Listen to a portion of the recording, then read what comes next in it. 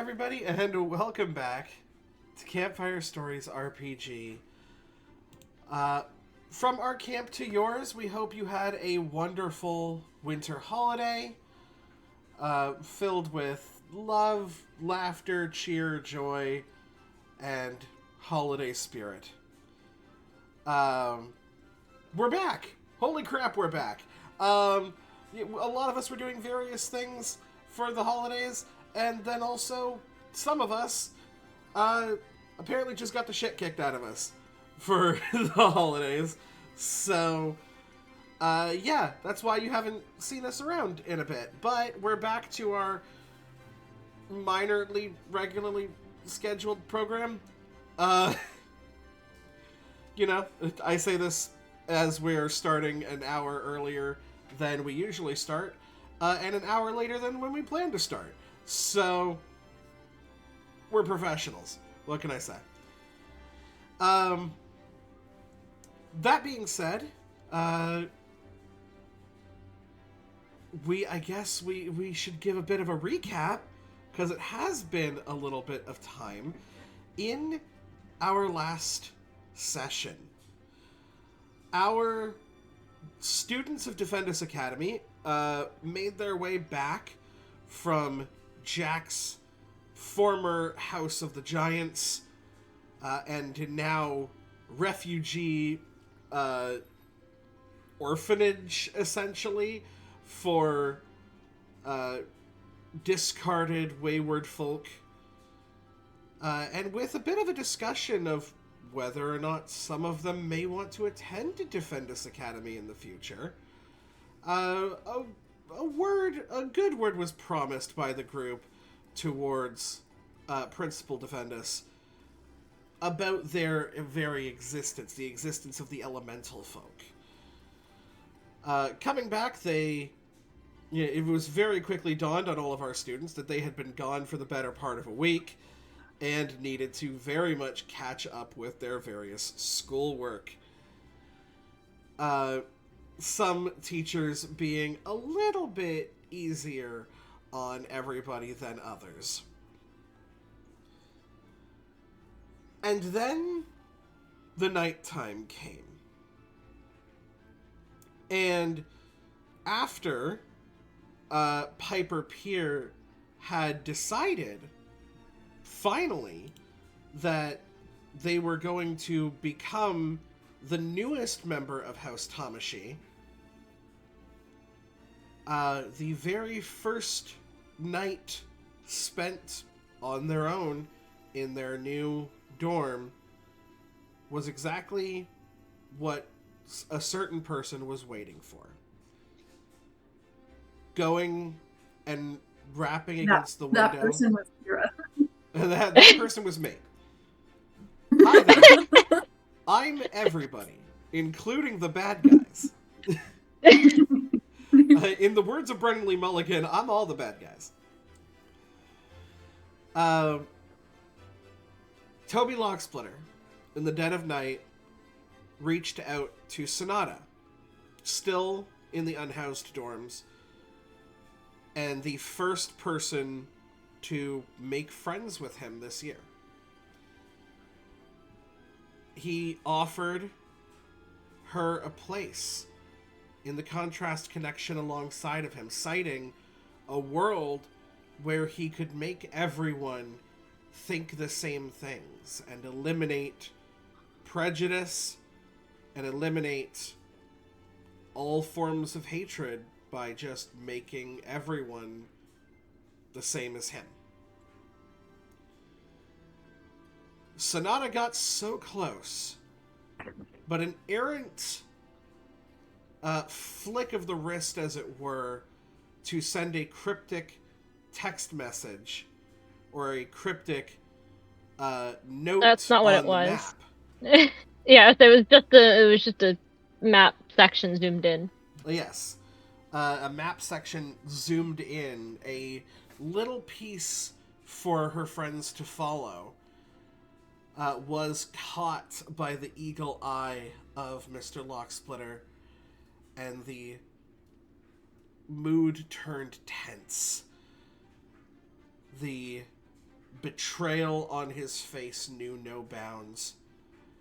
And in an act of emotional outrage, sent a very familiar spell hurtling towards Sonata, which, on a first failed save, began to turn her to stone. But of course, many things can happen at once. So instead of going sequentially, what is going on with Alexa's camera? Alexa is being eaten by pixels. Alexa is simply Let me try to pixels. reset Okay, it. I'm sorry, guys. Looks fine on my end. Let me try to reset it. As soon as you spoke, it reset, so I don't know. Weird. Okay. Is it good? Good? Yeah. Zach said BRB, by the way. That was so funny. Fair enough. Instead of going directly after the events of what happened in the last session, we're going to do a slight meanwhile. Oh, cool. I'm still turning to stone. You are still turning to stone. Mm-hmm. But before that happens, see, this is an interesting point of reference. This is the first time all 5 of our students are in completely separate areas. As it came to my attention and to everybody else's attention that with Piper heading to House Tamashi, every student is in a different house. Yeah, we are. You are. You absolutely are. So, let's head to House Shinzo. Oh, joy. As Alex, you are sort of bedding down for the night, taking whatever long rest actions you decide to take. Seeing the pile of Rangers' homework that you have to do, you get a sort of soft knock at your door. So I'm sitting there with my mark. I'm probably just sitting at my desk. Got the giant wall of murder mystery shit up on the up in front of me.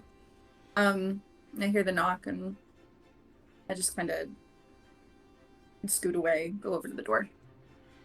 And as you do, a sort of very casually dressed, although with a slight jacket on as it's starting to get cold out, very cold out actually during the nights, is one Mitchie Dallas.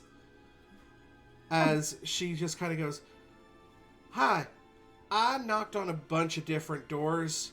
Did not know which one was yours. Here, I think you might find this useful." She hands you a notebook.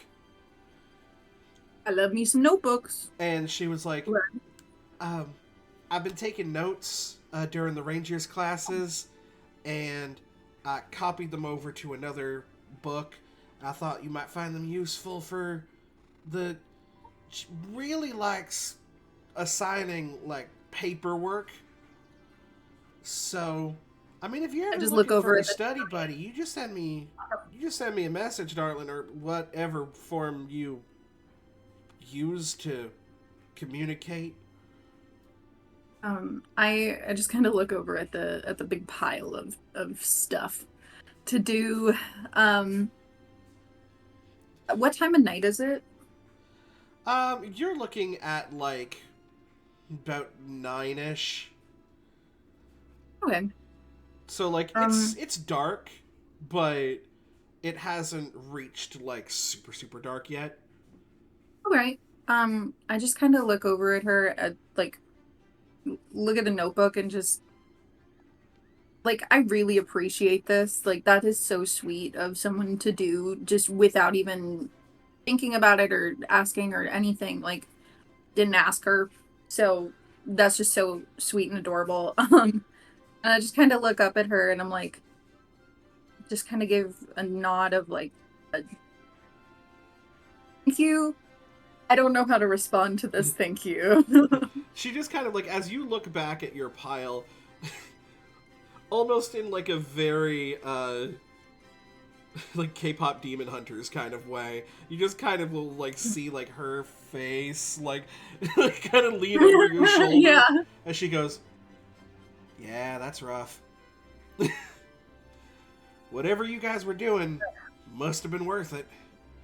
Just kind of comes with the territory. And I just look in my room, look back at her, and I'm like, do you want to come inside?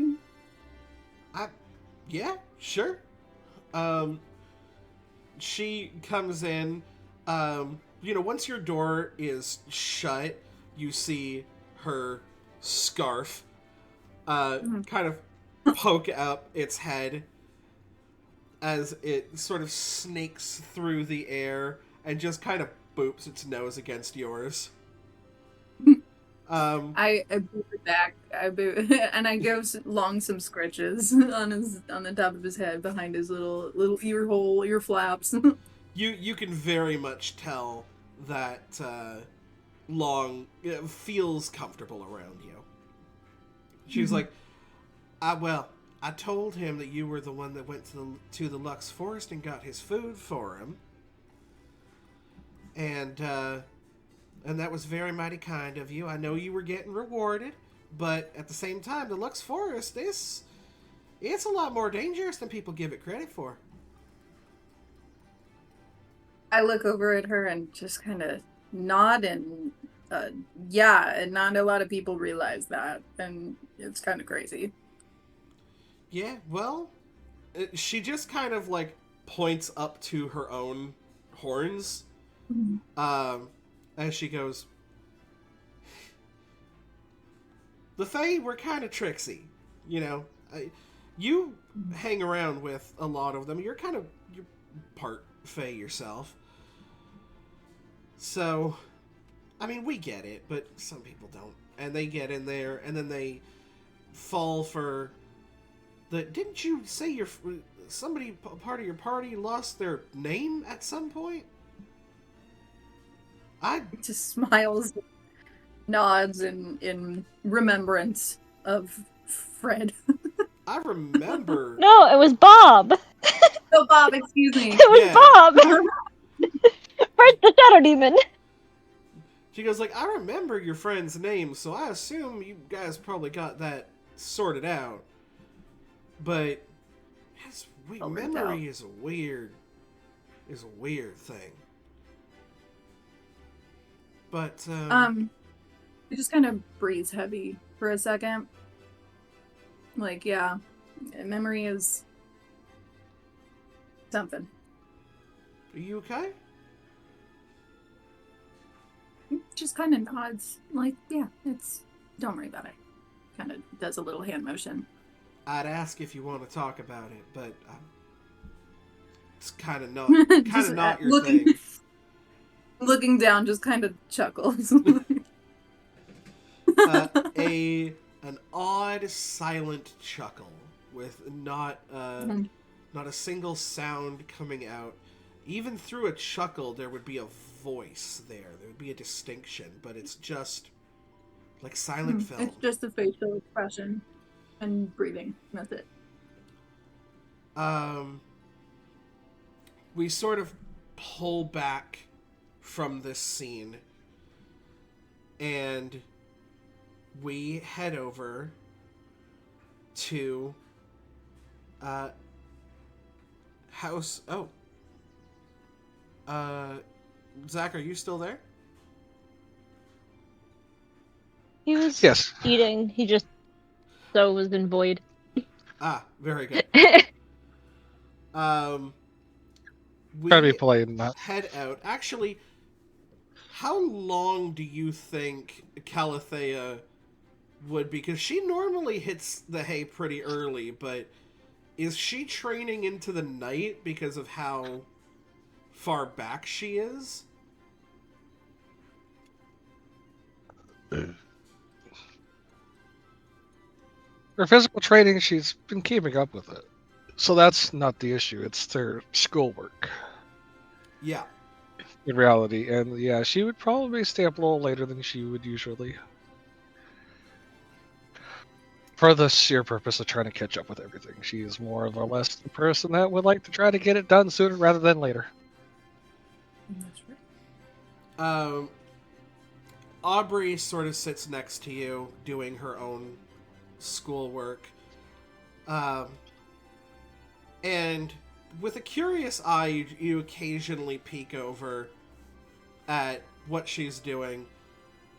And you notice that she's started to audit rogue classes. That obviously sorcery is her main thing. But she started to consider minoring in rogue classes. And has various schoolwork associated with that. And she's kind of got like a bite on her bottom lip. And looks over at the time and... No. Oh. I gotta return some books. Would you mind coming with me? This is a very dangerous place just in general, and it's nighttime. And, oh, Ashley! Hi, Ashley! Thank you very much for the lurk. A lark. Then I guess kind of just rolls back in her chair, tossing the pen onto the desk, and just kind of leans back for a moment and go, yeah, I could use the walk. Stretch. Yeah, I mean, if your eyes bug out anymore, you're probably going to need prescription eye drops. Bug out. Oh. I see what you did there. I genuinely don't know if what I said was super offensive. I meant it in the colloquial term, but I guess... No, you're fine, Aubrey. I understand. It's where you're from. The Fae don't exist exactly. Also, like, the media that I consume, she kind of is, like, talking as she's collecting her books and walking out with you. She's like, the media that I consume, fairies are these, like, bright... 3-inch tall, bright humanoid figures with wings. Yeah, like, with the sparkles. You know what Tinkerbell like... is. A little bit more like the twins. We know what Tinkerbell is. Yes. Yes. We do get your media here. Yeah, like, a little bit of Disney, a little bit of Winx Club here and there, like, just Winx like... Club! Just like, really hot girls in flower outfits is... Yes, I understand. Finding a 4-foot-tall, teal-skinned fairy with a rhinoceros beetle horn on her head is kind of strange for you. It's different. Understandable. It is, but fun. Just life in front of the veil it gets really samey sometimes, and this is not that. Yeah, last few weeks I've had a brief experience with in front of the veil, and it's interesting for sure. Ooh, this having to hide all this. Oh, is that what you had bought all those potions for? I mean, it's kind of obvious that I bought a bunch of disguised shell potions, so yeah. You also kind of tend to, like, organize your stuff on various desks, and I don't think you're used to sharing a dorm with someone, so... I just don't ask. Fair, but... I'm not supposed to know. It's fair, but Yeah, that's understandable. Hey, completely unrelated question, and don't worry about it, but how perceptive is your friend Alex, do you think? Very. Fuck. Okay, well, What did you do? I haven't done anything. Yet. I haven't done anything yet. Okay. Yet. Yet. Is this why you're taking rogue classes? Maybe. Fair enough. Look. I want my damn arcane focus back. That, I don't own anything in this realm. Nothing belongs to me. My own brain basically doesn't belong to me here. But the magic wand tree in the demon forest with the hybrid gators chose me. And if there's anything I know about TV shows, it's when shit chooses you, you roll with it.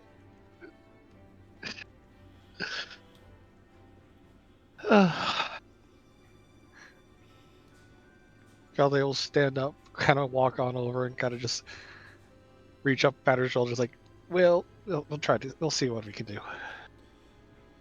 But I don't think stealing from Alex would be the best idea. Is it stealing if it's mine?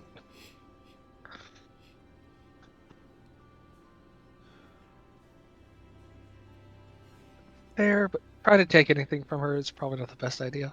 Not like I'm gonna remember doing it anyway. And we pull up from this scene as you all cross the courtyard into the entrance of the library, over to House Kokoro, where Ashlyn and her forever partner in crime, Hadley Krim, share stories of adventure while trying to omit very specific details that Ashlyn is not allowed to say, though Hadley sits back and is like, okay, so what you're saying is you did a talent show. Now, I'm not saying that you wouldn't take a week off school to do a talent show, but like, come on, dude. This doesn't add up.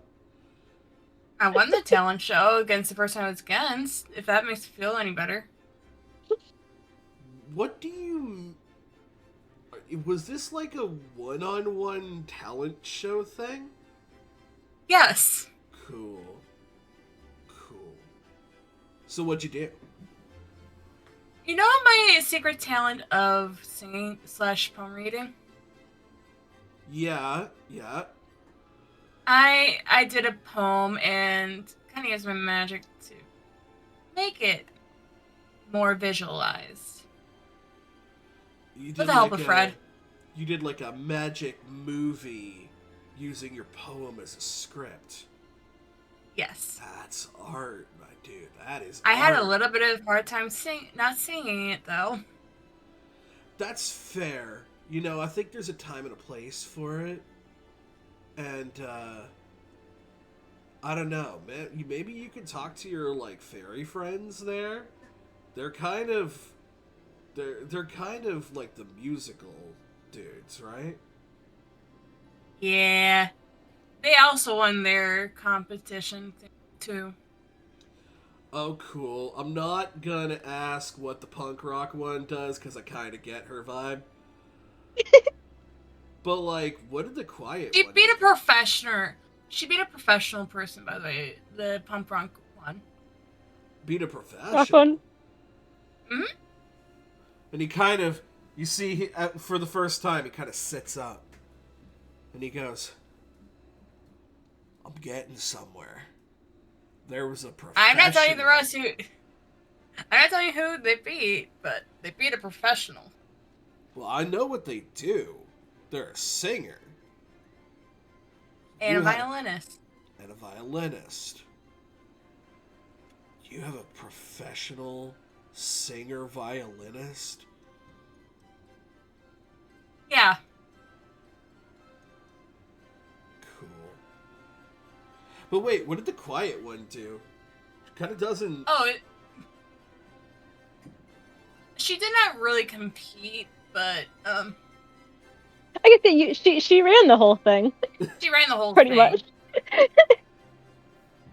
And someone tried to like mess her up, but she did it.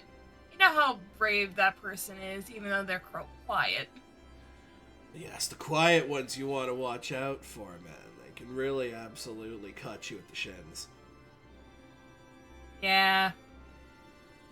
You kind of have a bit of a quiet group, actually. Save for the punk rock one. Yes. Yeah. You can say that. Yeah, because then you've got the buff chick, right? She doesn't really do a lot of talking, but like when she does, hyper wisdom. And then you've got Miss Everlock's kid, who's Yes. like the definition of it's not a phase, bro. I love this description of our group. Yes, you can say that. I mean, I figured you would find your party someday, but like, with you being such like an effervescent spirit, right? This absolute firework in the night sky, you know what I'm saying? I guess I wasn't expecting so much subtlety. You know, someday I can tell you the full story, but not today. Oh. Well, here's my question. Who were you going up against? You said it was a one-on-one. Have I ever told you I can hear people inside my head? Yeah, dude. Fucking same.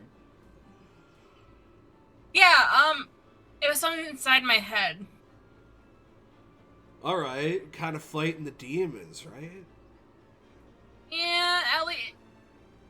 They're not technically a demon. That would be Fred. That's true. You have sort of been with this, like, Fred dude for a bit. Okay, so it's not Fred that you were... This is not a demon? Do they, like... Does this voice, like, tell you to kill people or something? Or is it like one of those things? No, but... I'm not like Technoblade. Fair. But... It's like a brotherly figure. Okay. You got a bro in your brain.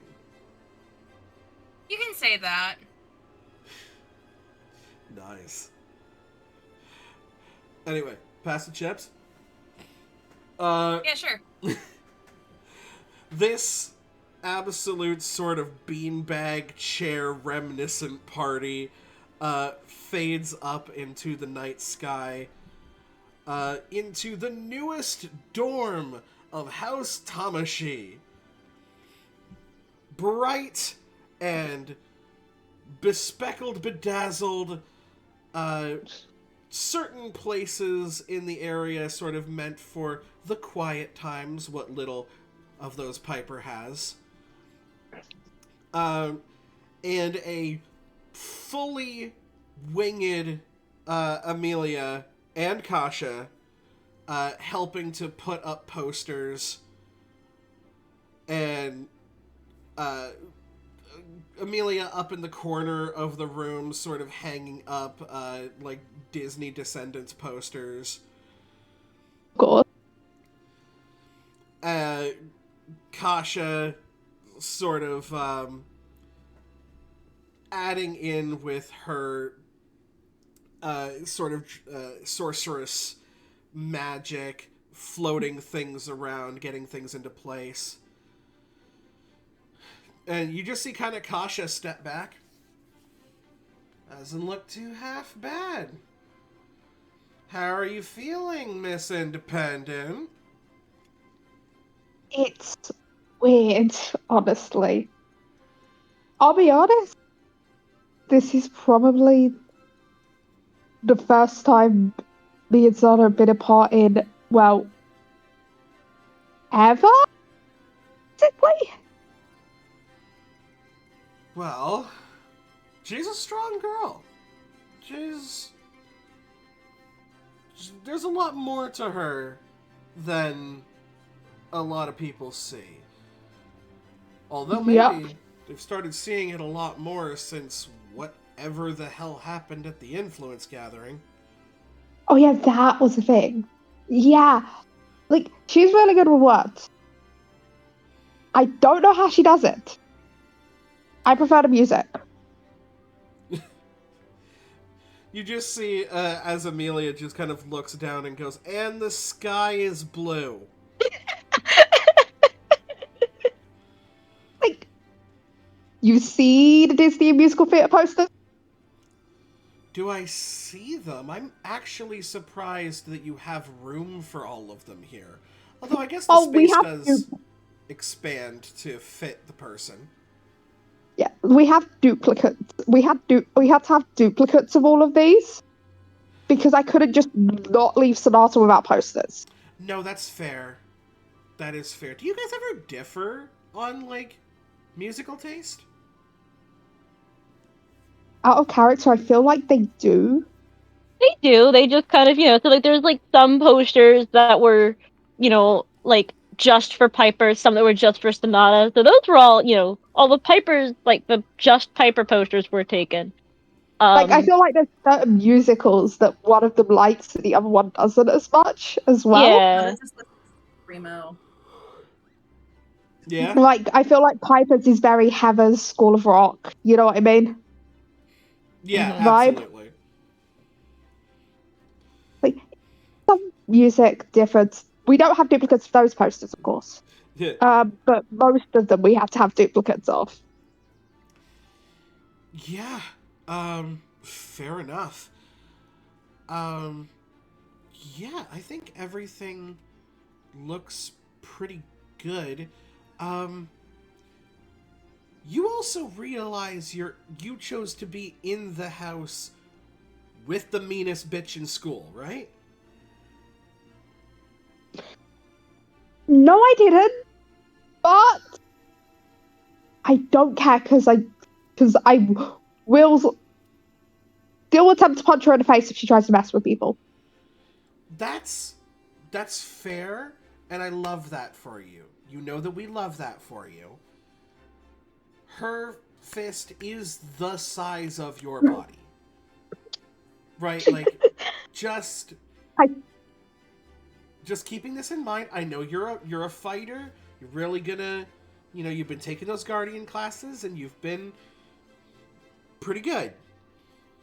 It's like... This house as well. Sorry? Out of character. I'm sure there's nice people in this house as well. Out of character, I may have looked at the list of NPCs and I know that there's someone that Piper gets along with in this house as well. Because Rockterra's in Tamashi. Rockterra is in Tamashi. One of the Bacon Club members. Yeah, I'm sure there's nice people as well. The nice must outweigh the fact Gloria's here. Well, we know that there's at least one more nice person in this house. So I guess that does sort of offset things. Anyway, do you guys want snacks? I've got cupcakes.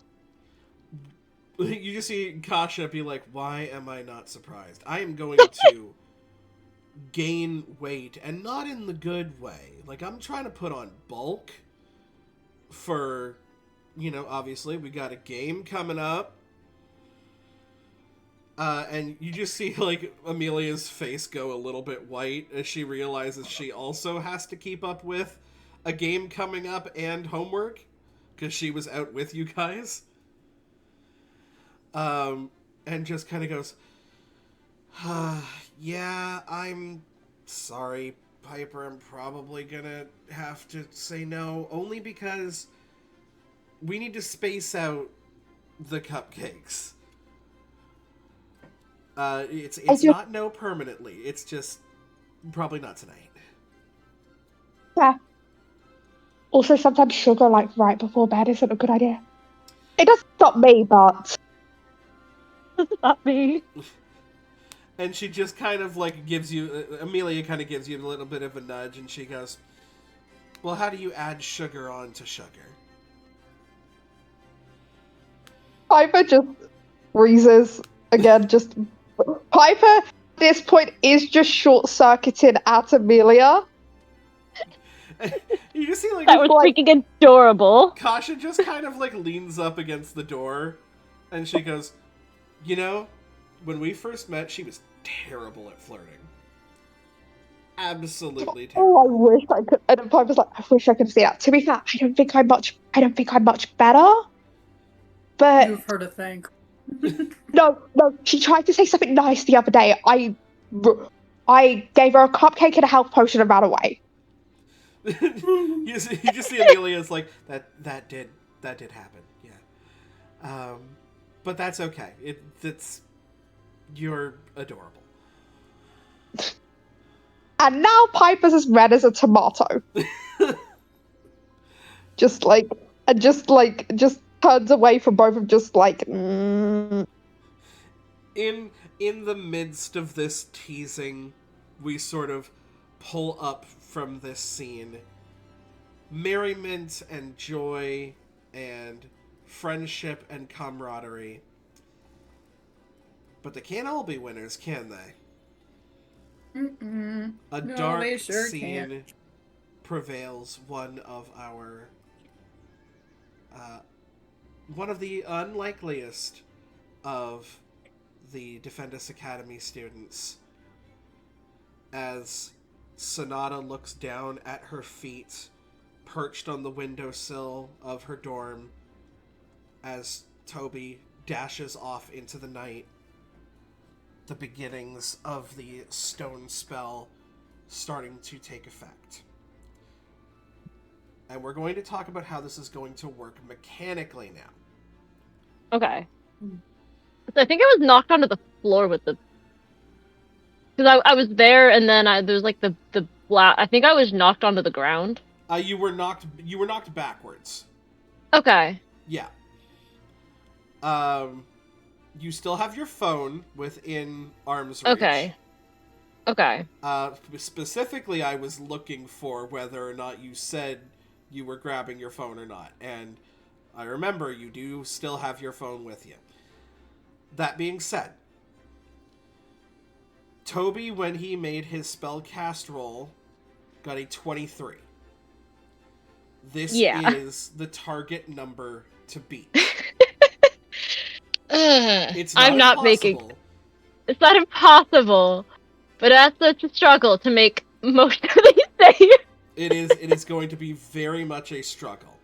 Now, before we ended the last session, the reason that the spell began to take hold is because you failed once already. Yeah. You are going to need 5 total failures before you have fully been encased in stone. Mm-hmm. After you make an action, you will roll.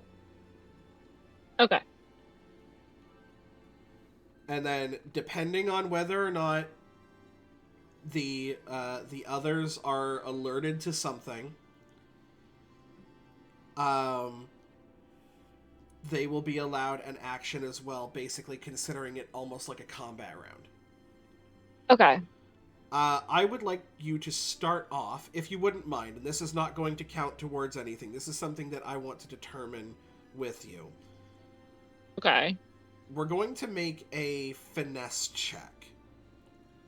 Okay.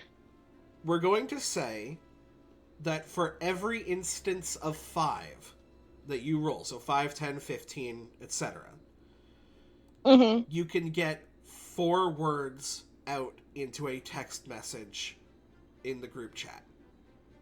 Okay. So go ahead and make your roll.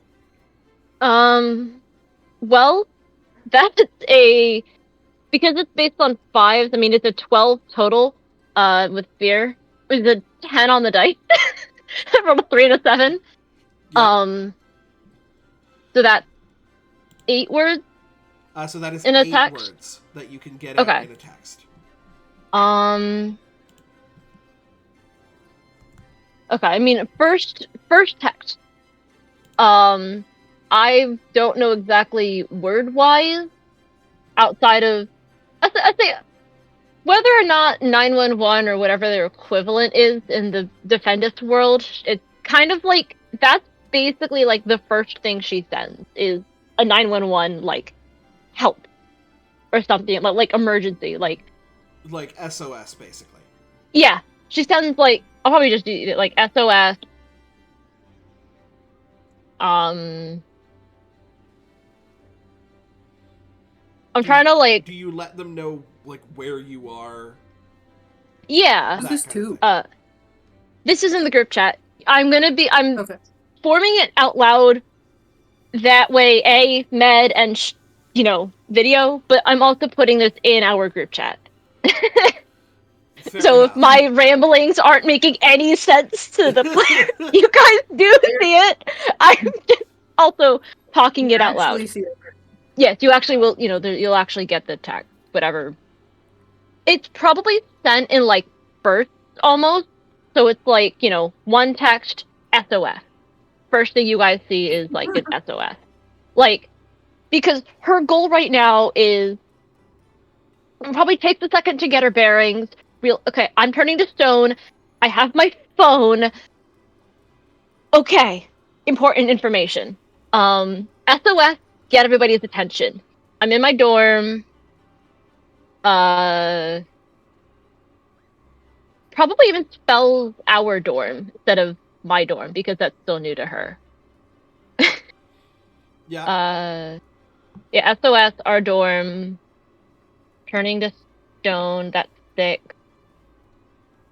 I'm turning to stone, help. Like, it's fragmented and it's panicked. There's probably like a Yep. couple mistypes or like, where it's Misspelled. maybe mistypes, misspelling. It's short, it's panicked, it's alarming. Okay. So Which I one have is the closest? So basically what I sent was SOS, our dorm, because, up until tonight it's been our dorm, her and Yeah, Piper. So fair enough. it's our dorm. She's in panic mode. She's not thinking about the fact that it's not Piper's dorm anymore. That's like, it's, still our dorm. She's like, SOS, our dorm, I'm turning to stone, help. Which charm is the closest, Med? Sorry? Yeah, I was actually wondering, like, where is You have the map, the Alex. unhoused You're the dorms? one who made Yeah, the map. I know I do, but we haven't talked about the unhoused dorms. I was looking at it, and I'm like, I don't know where the unhoused unhoused dorms are are. towards, like, the back of the castle. They are, like center back area. Okay, so towards, like, the South Forest, essentially? Yeah. Okay. The South Forest is basically where Toby dashed off into. I'm gonna stick it onto the school. Like, I have a little thing here. Yeah. Hey, but that's over by that's where the health stuff was, like the medical area. That's part of the school. The dorms are separated from the school. Okay. I'm gonna pencil though. There it is. But yes, essentially, if you could exit through that back way, you would be, like, right behind, like, the medical area. Okay. So, because your first action was to get everybody's attention, I'm going to give everybody here a chance to react. I'm going to go in the order that I have you on screen. So, Ashlyn, in the midst of your sort of revelry and your snacks and Hadley trying to pressure you for more information and 20 questions a bunch of shit out of you, you get a sort of ding on your phone, and you see this message. I tell Hadley, hey, I need to go. I'm sorry. I need to go now. Hey man, do you need some help?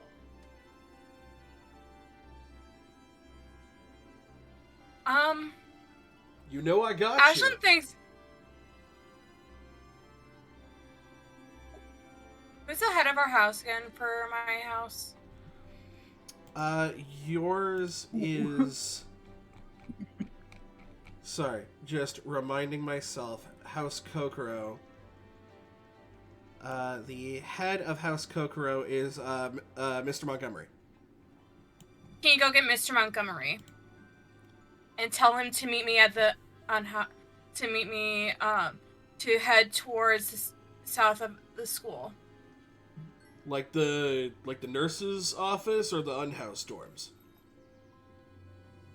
That general direction. Okay. Yeah. I'll let him know. And you head off that way? Yep, and I also sent a message in the group chat. Quick question, I forgot to ask the group. Is it okay for me to let Mr. Montgomery know what's going on? Dude, it's your game. Go for it. Do what you want. Yeah. I'm Does she trust him? If yes, yes, go ahead. I mean, and If this is SOS. You don't know what's going on. Yeah. Montgomery is Well, like one of Sonata's teachers. Yeah. What would Ashlyn's experience say? Like, you just got an SOS message from your friend. You're like, okay, what do I do next? Yeah, trust well, him? exactly. I tell Hadley to go get Mr. Montgomery. I send a message in the group chat. Hey, heads up! I have sent a message to a teacher I know some of us can trust. And you tear off. Alex, based on your map,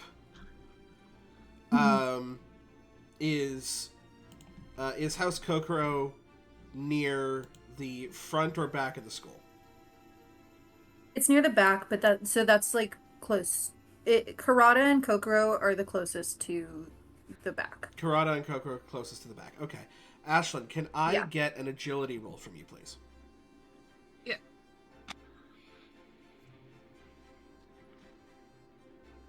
Fun fact, man, I'm currently playing Minecraft. Hell yeah. I like the being the map keeper. I'm thinking the unhoused dorms are like a weird that is cylinder. an 18 with fear. Doesn't that just make sense? Macaroni. So, yes, with an 18 with fear, with absolute disregard for anybody in your way, you are just fucking tearing it out.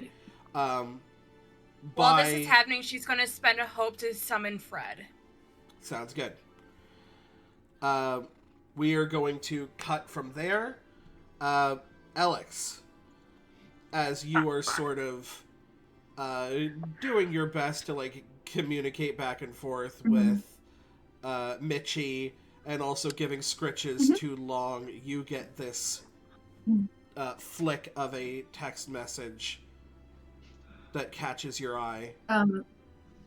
So it's sitting on my desk and I hear it buzz and I look over at it, see SOS. Panic. Fuck. Okay. Look over at Mitchie. look at Long. I'm I kind of like the idea that Long has been sitting on my lap for a minute while we've been doing some homework. Yeah, I'm absolutely. gonna just give him a scoop and back onto Mitchie's like shoulders where I know he like normally sits, and I'm like this is like very suddenly, but like trying to be careful. I'll be back. Gotta go. Things are happening. Actually, you know what? I'll just show the message to Mitchie. Oh, including because it was the all 4 lines. Because it wound up being just whatever's on my phone. okay. She just kind of goes. She's still in the. Sonata's still in the unhoused dorms, right? All right, let's go. Hey, Mitchie's coming. So yeah, Mitchie tears off with you. I think I would actually do like a I gotta go. Like you come along. Like do what you will. I gotta leave. I gotta go. So Mitchie's going to make her own agility roll. She is also a fawn, by the way. Cool. So Right. she has the same leaping ability that Ashlyn has. Where's my? Oh no! Connor stole my other dice set. Oh no! So I gotta get my other dice, please. here's the thing: you can either make an agility roll yourself, or you can essentially hop on Mitchie's back and give her the help action. I'm actually gonna do neither. I'm gonna once per rest mark a stress to sprint anywhere within far range. Fucking right. Yeah, you are able to, like, you just hit the ground, and as soon as wooden step turns into foliage, turns into, like, grass and dirt, you just full fucking marathon sprinter.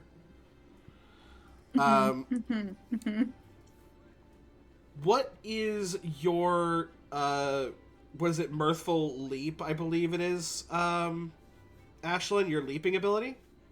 It is Carprine Leap, because I'm a I'm Caprine Leap. You can leap anywhere within close range as though you were using a normal movement, allowing you to vault obstacles, jump across gaps, or scale barriers with Caprine. Let me just Whoops. very quickly.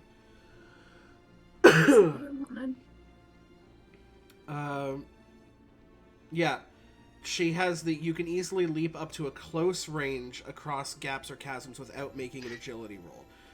This is going to be farther than close range. Alex can absolutely fucking clear far distance, because she's running with purpose. Purpose. So Mitchie is going to make a roll. I'm gonna go hope first, then fear, because I only have the one die. That's a fucking good start. Oh. So that's 17 already on the die. That's what I got. With her agility is going to be soft. I say soft. There's no such thing as soft 20 in Dirty 20. But there's no such thing as dirty 20 in Daggerheart, because 20 is not the highest you can get on the dice. B, I'm gonna let you choose this. What shape do you want the unhoused storms to be? Pick a fun shape. What? I don't know. You don't have to I want choose square immediately, buildings. I want but something not square. you may enjoy if you star. would like to pick a parallelogram or a rhombus. Dodecahedron. Yeah. Rhombus house. Shaped like a What'd you D12 say? with dodecahedron. Oh my god, And I that's said star. cute. I kind I of said love that, star. actually. That's kind of fun. I like the idea of a D12. That's fun. You know what? I said I was going to go in the order that I have you on screen. I fucking lied, because we're going to do Piper last, because that just makes sense. Oh, I Yeah, Fair I'm here for enough. it. Calathea, it is actually on the way back from the library as you guys are sort of crossing the courtyard. That you get this text message on your phone. And it is about maybe 2 or 3 seconds after you've finished reading the text in your head that you notice bodies, the bodies of your friends, leaping and running from their respective houses going towards this area as Aubrey is like, what the fuck is going on? Yeah, I'd say it's probably she reads it, the kind of the shock of like everything. It's like, what? Hear the commotion, looks over, it's like, and her This is real. tealish skin kind of turns pale and just goes, fuck. Kind of grabs Aubrey and just starts running, Shit! dragging her behind her. This is like I love how 4'5" no one has girl just contacted pulling this large Defendus human yet. as fast as she I love can. Yeah. how no one has contacted Defendus yet. No, that's not a priority. Getting the frick to the dorm. Get the frick to the door. So I'm going to have Figure it you out. start off with a strength roll. I get Aubrey is not a very is not a very heavy human, but she is still human. Okay, let's hit a crit. That's with absolute ease. This will not affect your agility roll whatsoever. You toss this woman about like twice the size of you over your shoulder like a fucking like running power slam. And I'm going to get an agility roll from you, please, to see what kind of distance you can clear.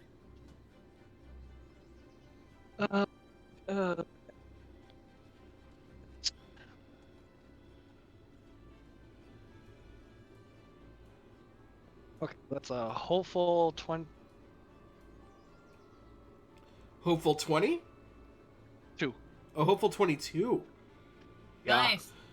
Nice. Yeah, you just say, fuck, grab this woman, throw her over your shoulder, and she's like, okay, and we're driving. Well, one friend is turning to stone. I kind of feel responsible for this one, so it's just like, you're coming with me. I still love no one has to send a message to Yeah, Defendus. no. So yeah, no, Defendus isn't the priority. And then finally, as the little flirting is going back and forth, back at Piper's new dorm, and Kasha is Dear gosh, absolutely you're such a cock ribbing block. the fuck out of both of you. Piper, this flashes, and for a moment, your world is in slow motion. So each text was I wrote it in like lines. It was kind of sent as like individual lines. So the first thing everybody saw was SOS, and then our dorm, I'm turning to stone, help. It's like each text is a line. Yeah. And just everything She that doesn't- happens, yeah.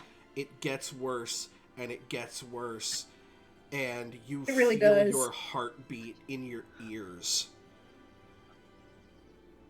Piper's eyes turn almost to fury, but just they breathe for a second and look to Amelia and Kasha. Do me a favor. Okay? Get Blue Spark. Tell her emergency unhoused orbs now. You just see, Kasha. Kasha actually takes a look at Amelia and goes, "You can get there faster." And you just see Amelia is like, "Yeah, completely. Let's do it. Crashes through your window. Just like full takes her like hallowed battle axe, just smashes through your window and is out like a fucking bird of prey. Andre. Oh, Because I will say this, out of character, Med, I thought of this, like obviously Ashley getting Montgomery makes sense. Not only is Blue Sparks Piper's head of house, right? Who's Yeah. the person who got turned to stone? Us. Yeah. So it makes sense that Piper's gonna call for Blue Spark, right? Making Amelia's roll first. We're going to take a look at what Amelia's prayer dice look like for the day.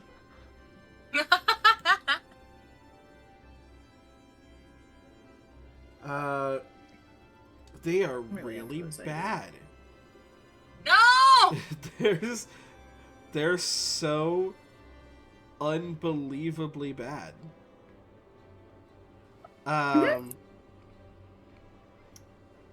That being said, she's going to re-roll one of those die by using Seraph's Hope.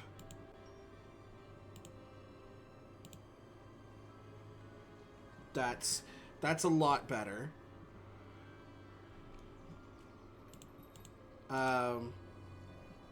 And she's going to take off. You see that Kasha, who is not as fast as her, right, looks back to you and goes, "Where are we going?" I'm going to the other house storms. Let's go. Piper just darts out as fast as possible, like headed on the roll, obviously. Yes, give me an agility roll. And Kasha is going to make the same. I'm like, probably doesn't apply, but am I able to use an experience? If you can convince me why it does apply. Mess with me. Someone actively messing with Sonata 100%. currently? I have the hope to do it because to hope okay, agility. so, Don, why would that not apply? Honestly. Okay, that's a 19 with hope. That's a 19 with hope. Nice. Kasha is going to spend a hope to use one of her experiences, always prepared for trouble. Nice. And is going to get an 18 with hope as well. Did you make character sheets for every single 18 one of with these a 19. NPCs? Almost Just all like- of them, because I had my Pathfinder character on this account as well. I don't technically have a character sheet for Hadley. But Well, that's fair. They're very new, but I'm fair. aware of what he is, essentially. So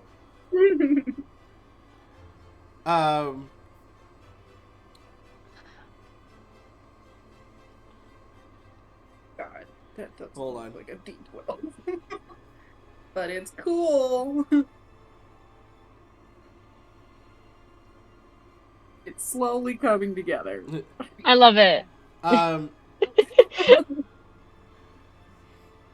Yes. The dice so, of choice really is a daggerheart. smart. It's a dodecahedron. For It's the fun. people who were close, I had your DC set at 12. For the Let's people try who this were one. far, I had your DC set at 18. Because I got 19. You got a 19. Kasha got an 18. Calathea got a 22 with a crit strength roll. Alex doesn't roll because fuck you. Because Get Mark fucked. stress deal with it in the morning. Yep. You are all able to make it to the dorms relatively around the same time. With this round being done, Sonata, I am going to need a spellcast reaction roll from you, please. Okay. Or Oh, sorry, and it's spellcast reaction. this was a finesse reaction roll. I fail. No. That is is an 8 on the die. It's a 10 total. That is a 10 total. The I fail. stone begins to creep up and has now fully taken over your legs. It's Cool. giving that scene with Boomy. Creeping crystal. Eat your way out. Just this is not rock candy. No, it's not. At this point, I will be making some agility rolls behind the scenes. Okay. Interesting. Oh. And then we're going to go. I'm scared. We're going to go for Miss Blue Spark. The teachers. Yes. So I went for Montgomery's first and then Blue Sparks because just in the order we did it. Mm-hmm. So Blue Spark got a 17. Oh, it doesn't quite make it. Doesn't quite make it. Also keep in mind that there's going to be an action essentially this turn for Hadley and Amelia to even call the teachers. Right? So the teachers still have to respond from wherever they are. That being said, Montgomery, double 11'd. Nice. Oh, shit. Okay. So, you can probably expect him to come within the next action. That being said, you are all now here. You can very much see Sonata's legs encased in stone. There is no need to go in order if any of you have something that you want to do. Bro, I'm just standing there. Time to look. Everybody's Yeah, we're been all like, looking at okay, the look at our character sheets. things. Do what we Piper- can do. Furious, just like, who did this? So Piper wants to know who did it. That's not Sonata's priority. She's like, Yeah, we gotta figure this shit out. yeah. So Hear me out, Kira. Can I actually retcon something a little bit? Sure, what's that? So I want to, instead of heading straight for the dorms, the unhaz dorms, I kind of wanted to try to head to Baba Yaga's. Baba Yaga has left at this point. Ah, shit! Yeah, she dare closed up shop you. a while back. Okay, never mind.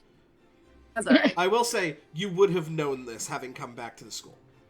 So Yeah, it's alright. Okay, so forget I said anything. Okay, now I gotta figure out what the fuck we're doing now. you also do have Mitchie, Aubrey, and Kasha with you. Right. Okay, I put Aubrey down. Can we just stand there and like take it all in? Like, what can we see? What's going on? is there anybody? Can I sense for any unknown? Oh, Yeah, so Wait a you minute. can tell that there's a very I know. powerful magic that is temporary here. It's like, this is a spell that is one and done. If she were to make enough saves against this, it would just fizzle out like any other spell. But this is not a magic that lingers. Essentially, this is not a person's magic. This has been weaponized somehow. And that lines up with what you know Toby can do with his spell scrolls. I'm like, I do, like, my eyes go wide when I sense the type of magic. You gotta be kidding me. Sonata will be like, hold up a hand, like, hold on. I know. Do I have She's any like, tracker on me? tr- Did you grab the tracker before you Yeah. left? If I had known that she was being turned to stone, which you do. let me roll for it. Let me You roll are for very it. aware because that is one of the things she said. Is I am turning to I'll do stone.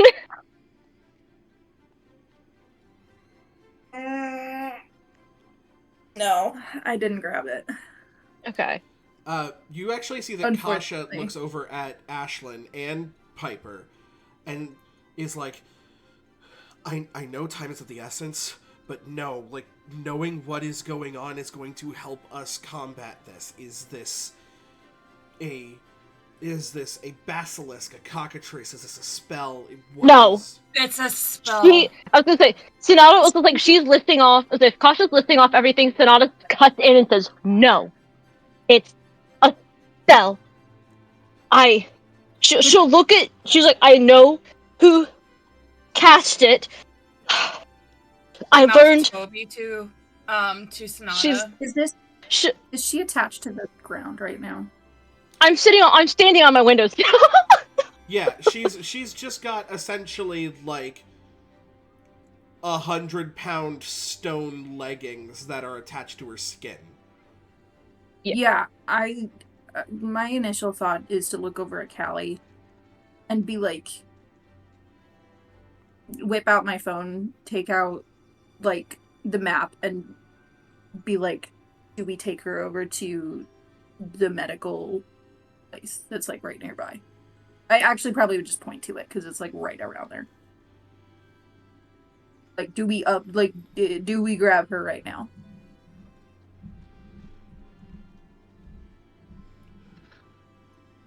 Yeah, it just shrugs, looks over towards You what the actually fuck see else Mitchie do looks over and goes, Mitchie or y'all don't have time. Amelia, like, I've seen curse magic like this before. She's gonna be... And you just see Kasha. Kasha's say way of something dealing earlier. with things is very abrupt. She is Stop it, going apparently. to lock eyes with Ashlyn. They're both sorcerers. They're both from the same class. And they have had more Wow, they do. interaction recently. She is just going to grab either side of your head and sort of like press your forehead to hers. And she's going to go, do you know how to counterspell? No, I don't. Well, lucky for you, I do. Thank God. And she goes, anything Aubrey's you guys here, can right? do to help me out would be Yeah. appreciated. Because this feels fucking Okay. powerful. So if Aubrey's here and this is happening, I reach into my bag and give Aubrey the wand. And I look at her and I say, like, I grab her hand, look at her so intensely, like, only for fucking good. You I just am see... also gonna Go ahead. spend a hope. I'm gonna spend a hope, but also, by the way, I was trying to mouth to Sonata, Toby for confirmation who did this I heard you say earlier. that. I did hear I you never- say that. I was interrupted while I was trying to say I have other information. Oh. It's like she's trying to say I learned so much tonight. I heard you Yeah. I heard you say that while I was talking. I was going to respond and then we derailed. Sorry, go ahead, Sonata.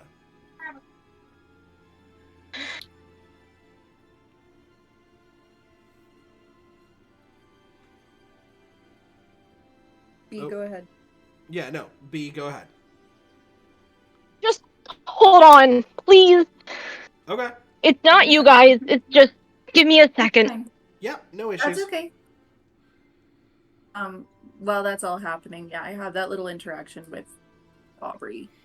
Like, grab wand out, hold it, grasp her hand, and look her dead in the eyes as like, if you fuck us, I will fuck you back.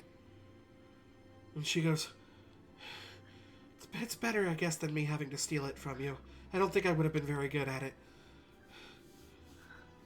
Sorry. I needed a second. No, you are fantastic and I a great probably person. wouldn't even I think yeah, you're fine, B. It's okay. We can do side things in the meantime. Can I ask something out of character, please? Yeah. Yeah. Yes. Med, you know how you have the list of all the characters with like the classes and stuff in the notes? I do. I'm just confused because you have Kasha as a druid there. So Yes, you do, remember? Kasha does sorcery classes as well as druid. You can understand why I was a can bit attest to this. confused, right? Yeah. I was just like, confusion is there? I was just asking, sorry. No, you're good. We're also higher level now, so To the group, can you guys look at the thing I put in the group chat? And then B, if you have I think anything that's that you would like to add, Yeah. or go for it. I think that might be more of a question for Med. that could be Stoppy. kind of cool, and I think Kira could probably work with that as far as stuff Yeah. that we can. Hey, Matt, I'm Yeah, gonna send I'm you here for something in DMs. Would this work? I mean, I'm assuming that you guys could probably say this out loud as well. Glyph of Nightmare. Glyph Nightfall. of Nightfall. Nightfall. Make a Isn't spellcast it- roll oh, go ahead. against a target within very close range. On a success, spend a hope to conjure a dark glyph upon their body that exposes their weak points, temporarily reducing the target's difficulty by equal to your knowledge. Which, fun fact, is a 1+1. So, whatever you do this to is essentially you're making it easier to hit them. Right, but if she's trying to hit it with a counter spell, would that make it easier to hit with? Like, would that make her more susceptible to be counterspelled, essentially? Not Or is really. it the spell itself? The only Not the reason target. is what this is basically doing is weakening the body. Mm-hmm. Because it So it puts would a have the glyph adverse upon the body. Gotcha.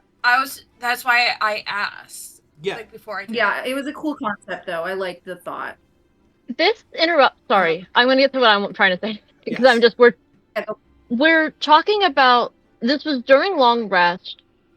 My thing, I guess that would have so our hopes and stuff reset on a long rest. So Yes.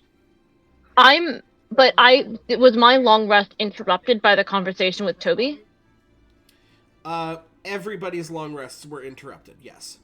Okay, so we are at whatever we were at because I had noted I was at 4 hope prior to all of this, so I still have the 4 hope. You would still have your 4 hope. Yes. Okay, that's what I was kind of double checking for things. Don't forget Fred is also there. That's true. Because I have the well, actually we have 3 of us with this, the luck bender. So but yeah, which can help with things.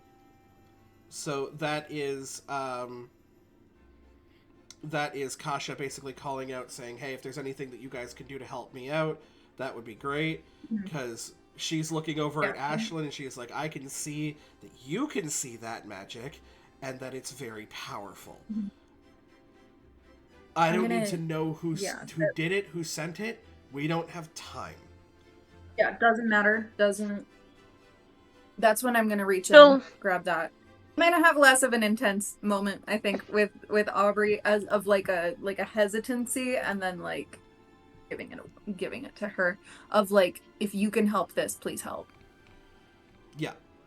Sonata will kind of look at her friends. Like, this is where she's like looking like, as she can't turn a whole lot, but like, you know, she's looking like at her friends. Like, this is something that just to them, she says, I learned so much tonight. She'll kind of realize it's like maybe at first the first people at the door or whatever, her first people there were her friends. She wants to start talking about this. Then also realizes there's a lot of other people here and going, kind of looks at the other people and goes, how the As you're kind of realizing about that, I'm gonna like look over you, come around to where your head is, and just look at you and be like, it doesn't matter right now. Take a breath. We're gonna try to deal with this. This is what's important. It's okay. Just kind of try to calm her down. see if that maybe affects how fast this spell is like affecting her. Maybe. Sonata, can I get I'll let you say what you're going to say, and then I'll go. Mm-hmm. So she's like, she'll kind of take some breath. Her hand, she's like, she can't. You guys know her. She's a very animated person, so her hands are still free, so she's still very animated with her hands, but not much else. Like when she's with you guys, and this is, it's like she's with you guys. She's, not completely still and sullen. Like she's got a bit of animation to her. She's kind of talking with her hands a little bit. She's like, I'm okay. I learned a lot tonight about what we're facing. She like figures out how to say the last word in a way of like, you guys know what she means, understands why she's so hesitant. Doesn't know what to say around the other people. Yeah, we don't know who we can trust. Yeah. Absolutely. So she says what we're facing to give you guys the like, as if we needed more reason to be like, what the frick just happened tonight. There's like, she knows stuff. Sonata, I'm going to spend one of the fear that I have. Okay. I'm going to ask now for your finesse reaction roll. Great. Okay. We love it that the DM is using fear.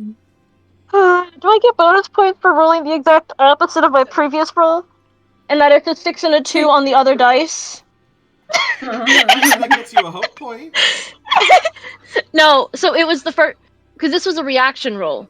Oh yeah. So do I not right. get it that? Doesn't get you anything. So the first time I rolled, it was a 6 and a 2, a 6 with hope, 2 with fear, plus. So it's a 10 total. I have a 2 plus 2 finesse. This time it's a 6 with fear and a 2 with hope, or 2 on the hope.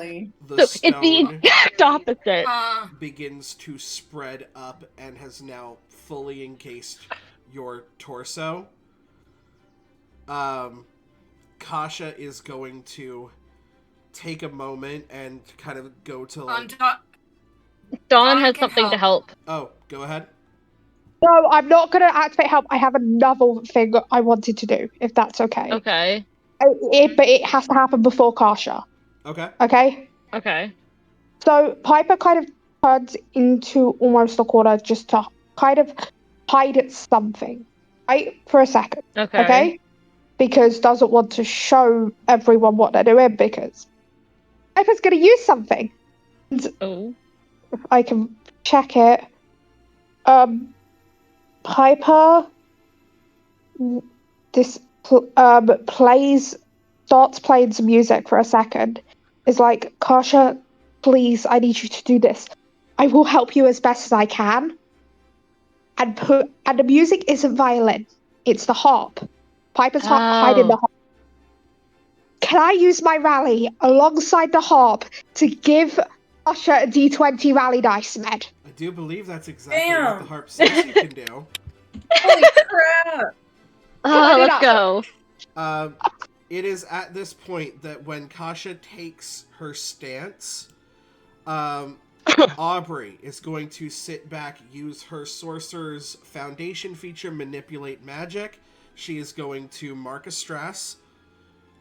Did not have access to this without her Arcane Focus. But you just see that as, like, wild musical magic, in fact, very powerful, that no one else here has seen before. You just see that she sort of uses her wand and catches glimpses of it, ties it together, swirls it so that it's, like, centered around Kasha herself. And is going to give her a +2 bonus to the action roll's result. As this is happening, I just go over. I go over and I hold. I hold Sonata's head, just like comforting. You do. Mitchie, at this point, is going to take a stance behind Kasha and puts her foot fully into the ground, cracks a fucking floorboard as she just sticks a hoof into the ground and braces behind Kasha. She is going to spend a hope to use the help action, which gives her advantage. However, Mitchie, as a ranger, has the tactician ability, which, when she uses the help an ally action, she can spend a hope to add one of her experiences to the roll alongside the advantage die. And she is going to use Protect the Weak. Nice.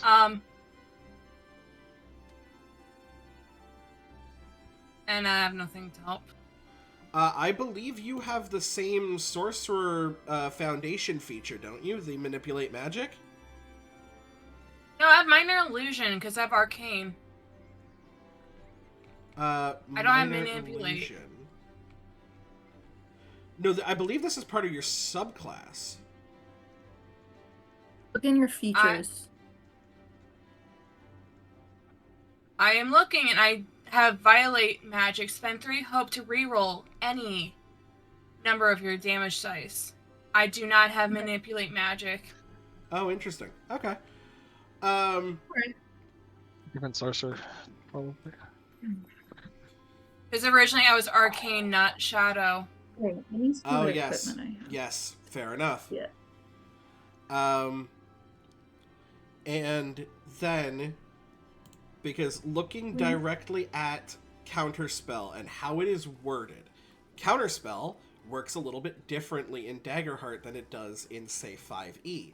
The specific wording on Counterspell: you can interrupt a spell or magical effect that is taking place to make a reaction roll using your spellcast trait. On a success, the spell or effect is immediately stopped, and any consequences are avoided, and this card is placed into your vault. Whoa! So that means it doesn't have to be a spell that is cast, it can be an ongoing effect as well. Essentially, Counterspell really cool. and Dispel Magic are the same thing. Wow. So we have Fantastic.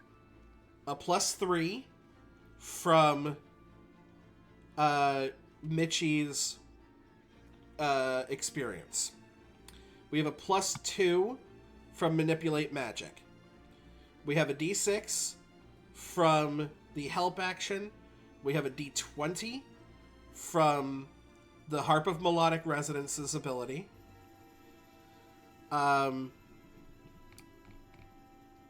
Kasha, fuck it, because she has the hope to fucking spare, is going to use her experience of Always Prepared for Trouble again.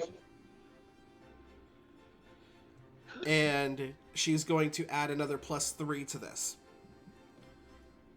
And she Also, needs I figured out why I don't have the Manipulate Magic. I have Elemental Origin. That'll do it.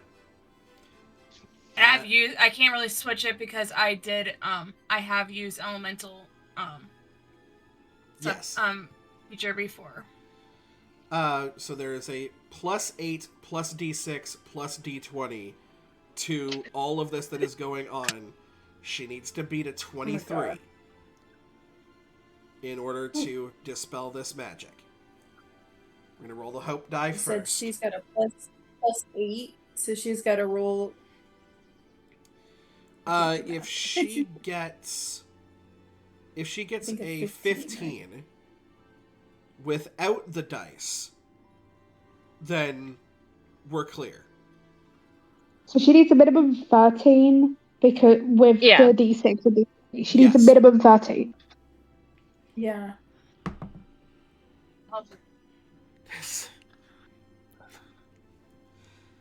Okay.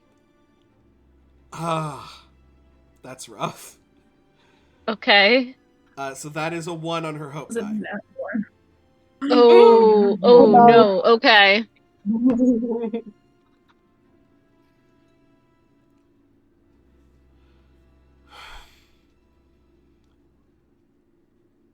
Under regular circumstances, this would be the worst possible scenario that could happen for you. You're fucking kidding. However, Was Daggerheart's it a crit 12 or system what? works differently. Oh, it No was a crit. fucking way. The crit. I'm Double so one. curious what. She crits Man, can I on see what a ones. D20 was? What would have been though? Absolutely. Can we see what a D20 would have been? Because it's the Yeah, can first we time see we what the used other it. dice would have been? Oh, So I'm gonna roll the d6 my and I'm Guess gonna roll they the can d20 go as for well. one crit. Just out of That doesn't even How- count, what- but what? also fuck you, Daggerheart. That's not how that works. Because I got a 5 on the d20 and a 5 on the d6. So what the fuck? I just doubled the numbers again. So a quadruple crit check, technically? kind of. Kind Sure. of. Oh my goodness. You watch Kasha sort of blend this magic together and reach out and sort of extend her hand towards Sonata. And for a second, you see her second guess herself. And she looks Got up. this, Kasha. She looks Got up at this. Sonata, and you get a face of someone who realizes what they have to do. And I have for a a- second, not a Kasha's notice face breaks a little, as you can see that there is a little bit of fear behind her face. As that happens, As- Sonata notices Alex's drop as well, just for a second. And she just sort But of looks try to pick- at you, Sonata, and locks eyes with you, and she goes, "Please don't hate me." Right. And she pulls her arm, and as soon as she does, she grips at something that seems like it's not there, and the room around you is bathed in red light as her eyes envelop in black and just locks on to a thread of arcane light. And you see, for the first time ever, Alex, you see what your mother's magic looks like. This is old. This is arcane. This is fey. This is older than any of you combined. And what is latching onto it right now is pure, unbridled, demonic magic. As Kasha reaches into her bloodline as an Inferis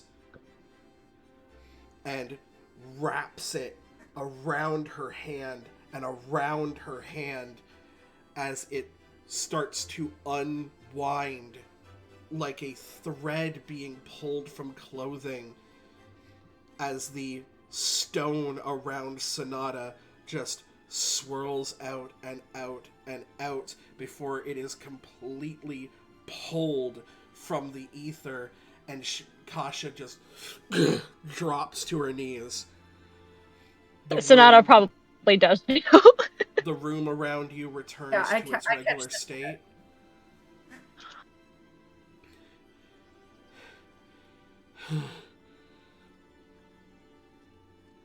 Did everybody see that?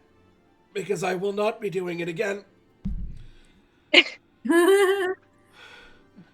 Actually just nods and just like she's somewhat That's covering pretty- her eyes, but like I could see the red, like it's like, yeah. I'm too scared to look right now to see if it worked or not. And you hear like Mitchie in the back. Yeah, someone might have been set in front of her to maybe catch her. She didn't really fall back, so kind of feel like I cracked your I floorboards for caught it. nothing, but and in the midst Oh no! in the midst of that's the silence. B's dad decided to talk to B when this was happening. Literally during the whole thing of Kasha saving my life, my dad is trying to get my attention. And so I missed like probably like the middle 90% of what was said. To And I'm like- summarize it, you I was hearing things that were being said, but like It's okay. Yeah, Kira can summarize. It's okay. I can do a Yes, summary for so- sure. To summarize, Okay, well, you just summary. I gotta run and grab something quickly. Spark note. okay. Well, you were here for the original part. The summary is essentially, you watched Kasha reach deep into her demonic bloodline as an Ampharis to latch on. The only way that she could latch onto a magic so old was to reach into a bloodline that was just as old. And it is not something in her that she likes, but you saw a demon rip a Fae's magic apart. And before Hey. that is when she says to you, you know, please don't hate me. And then you fell into my art. Like, you fell into me. okay. And she fell forward. Place a hand on Kasha. I'll be good.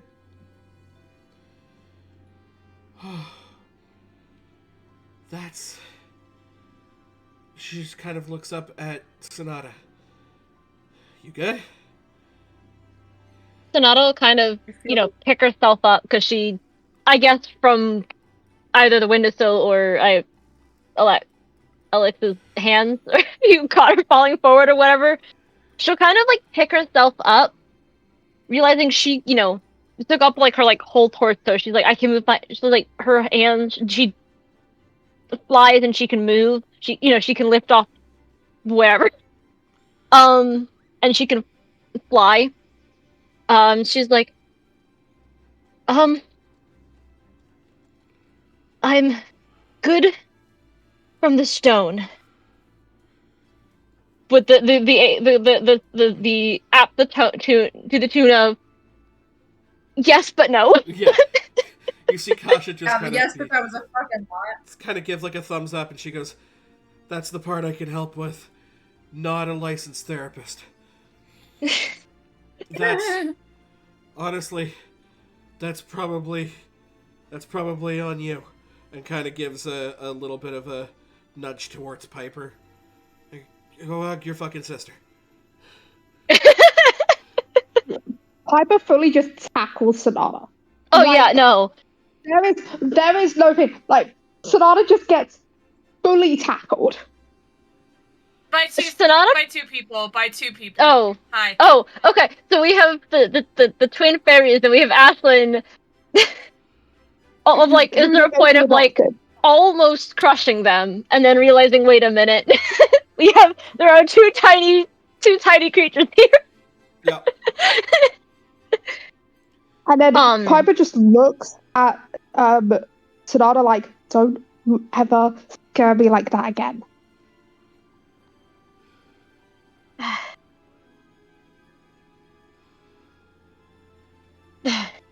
She's kind of probably like, she's happy. Like, it's, she's okay.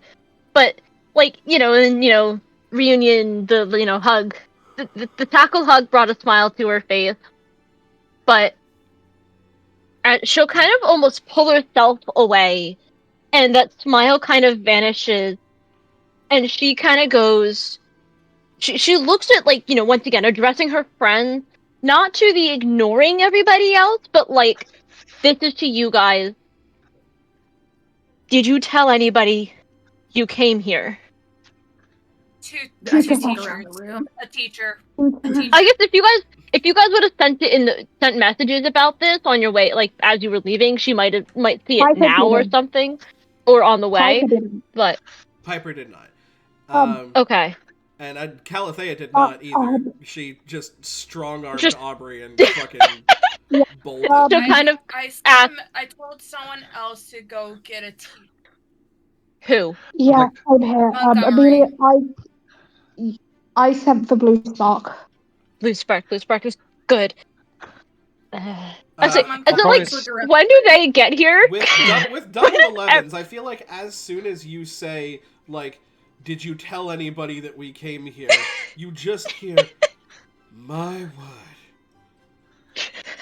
There's a lot of And people in this door. that's when Calthea snaps out of her stupor. I've been rolling dice to see how she's interacting and seeing what's happening in front of her. Terrible. And not being able to do anything about it, she just shuts down. And then at Montgomery, you're just like, oh. I'm like, you know, sorry, he was the first person I thought of. That's fine. Fine. So see, Montgomery's been around for at least some portions of this, right? Like, I don't think he knows like as much as some others, but like he's been involved in some of this. He's been involved in some of this for sure. He's been in parts here and there. Mm-hmm. Yeah. And he Just just like, kind of like surveys the situation. This is the amount of magic and teamwork that I've seen here is. Oh. I'm sorry I'm out of my dorm too. Miss You gotta go. Ashman, of all the things to apologize for,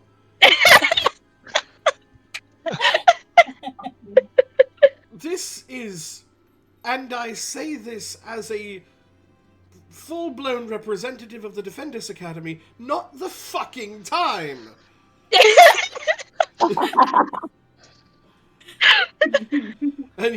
And then from that, a little bit of a delayed, you just hear, Lutatius just swore. And Miss Blue Spark, just kind of hidden a little bit behind him, is like, oh my god, this is the best day ever. Is everyone She'll kind of like, she sees Blue Spark. What did you tell Blue Spark? Like what do they know? I guess you guys, she's like, emergency. Was I guess just emergency. I'm gonna message you. House storms now. Yeah. Piper said And Amelia like with that. emergency, southern on house / medical. Yeah. She didn't know what at the time would it be coming to. Like that's why she was like, let's just say that area. Yeah. She looks at the two teachers.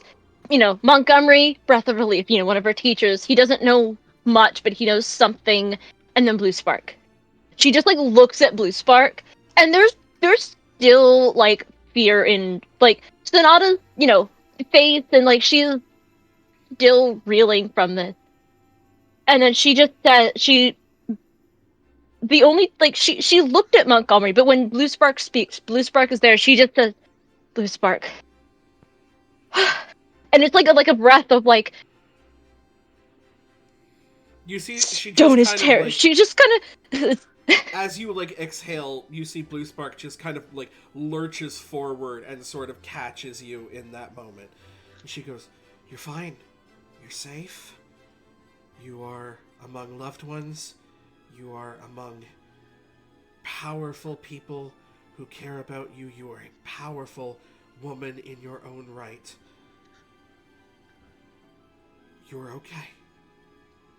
And she just kind of like, out of everybody who, you know, would understand her saying this, they all saw this. She just kind of says, "Stone is terrifying."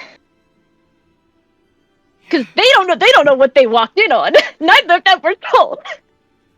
And with that, like when you say Stone is terrifying, she just kind of.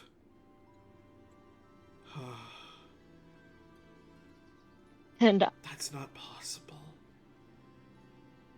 I know. So much. He told me so much. Before. Ashley just she's like kind of panting, and she just kind of like looks at her phone because like there's the text. So like you guys see like whatever, you know, if you guys happened to see her phone, whatever, you guys would have seen the text. You don't know that what she did before she just, there's so much I know. I need to talk to them. She'll kind of look at her friends because she's like, because we don't know who we can trust because there was more than just him. He's only just joined. She kind of like looks at them, maybe almost at Calithea, because out of all of them, she's the one with the connection. She's like, I think I need to talk to Defendus. Like, she's like, I think I need to talk to Defendus. Since My dear, what you need to do right now is you need to rest. We will set up a meeting with Principal Defendus tomorrow. I promise you. Just... then I will notes in my phone. She's like, I'm not. She's like, then I will notes in my phone. I don't want to forget anything. Of course. She's like, almost like at times, like almost holding her head, like I can't forget anything. Like, I can't forget anything. You see that Professor Montgomery kind of sits back. My dear Miss Pierre, I do understand that you do not know who you can trust in this moment. But when you have teachers who can defend you here, I cannot make you do anything. I would not. I would not. All I can say is you need to think together. She kind of swallows, but it'll kind of look at Alec, because I think the teachers, the fake Everlock, who all was aware of, like, teacher-wise, who all's aware of the fake Everlock? Both of the teachers that are in this room, as well as Sir Shirudo. Hello? You cut out. Yeah, you said both, Kira. and then cut out. Did I? Motherless fucker. Okay. I said both teachers that are in this room, as well as Sir Shirudo, because he handles paperwork. Okay. Or they handle paperwork. Okay. She's but it's still the swallow, and then there's still the look to Alex of like, I guess, yeah, but these two are okay, but also. You look over at Alex. Alex is looking out the window. Well, it's the sort of the sort of the like. When you you have teachers you can trust. She looks. It's kind of like it's like a casting glance of like, I'm aware, but also I'm aware, but also teachers. You know what actually is the thing that snaps? Question. Alex. Oh yeah. So what's up? Question. Who are the 3 teachers that went to the basement? You of don't the know. school to check on things. Okay. We aren't aware. You told us last time out of character. But I guess yeah. Well, no, I said I never told you which teachers went down. I did tell you that that Defendus sent teachers down, but he never mentioned them by name. Okay. Fair. Sorry, I couldn't remember. That's right. No, you're good. Alex, the thing that actually snaps you out of your sort of trance looking out the window, is a wooden stick prodding you in the sort of top of your chest. As, like in the front? Yeah. Aubrey, with her wand, just kind of pushes, like, just to turn you to face her. Yeah. And she just kind of looks at you, a little cocked, like, side of her head, and she goes, "So, did I fuck you?" And you... I look at her with, like my eyes kind of squint, like, there is a silence to that question, to which you just hear, Miss Ludgate, I don't believe now is the time. And you see she just kind of like looks around, there's a little bit maybe of a cocky look to, again, a human who just found out a couple months ago that the world of magic exists and that she's pretty fucking good at it. Just kind of looks at you with a little sly smile, Alex, and is like, they know what I'm getting at. Keeping this. Is that playful or is that like? I think I'm cutting. It is. She froze. I would say it No, is like. you were fine. Kira. Med froze. Did I freeze? I didn't freeze on my end. Yes. Yes, you did. On our end, it was the most epic, wizards. It was like-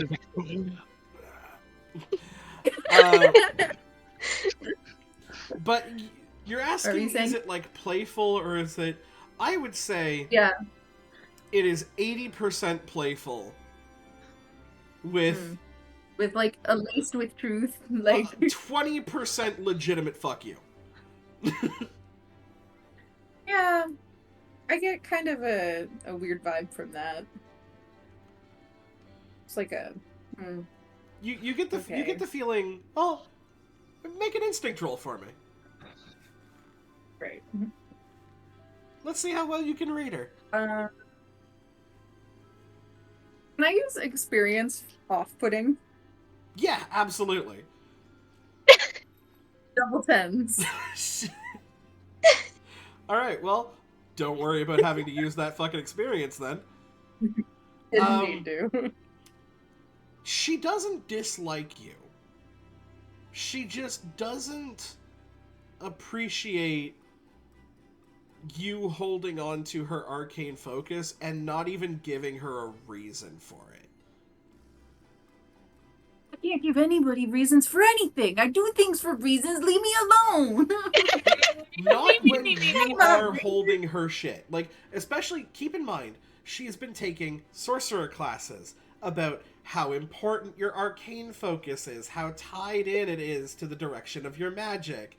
And the more and more she's learning about this, she's like, well, someone who is supposed to be my friend is keeping my fucking focus from me. Yeah. So I'm gonna see. So I'm gonna kind of clock. I'm totally clocking this. Yeah. And I just kind of internalize that for a second and just like, okay, we'll touch base on that later. Like this sounds like something that we need to talk about. We'll put a pin in that. We'll circle back. Yeah, exactly. Not the time. We'll circle back. I guess I'm realizing there is more. I guess like she's kind of, you know, there's other things going on, giving Sonata a chance to kind of breathe a little bit still, and she's still, you know, she's calming down. And then she kind of like, it's sort of the like she's you know she's been very cryptic, but then I'm remembering, oh right, they did the contrast connection kind of announced themselves, so everybody is aware of them. While the exact he that she's talking about is probably a mystery to majority of the group. Outside of, you know, the French. She's kind of realizing, I guess I can say a little, I think I know a piece of what the contrast connection are doing, because he told me when trying to get me to join them.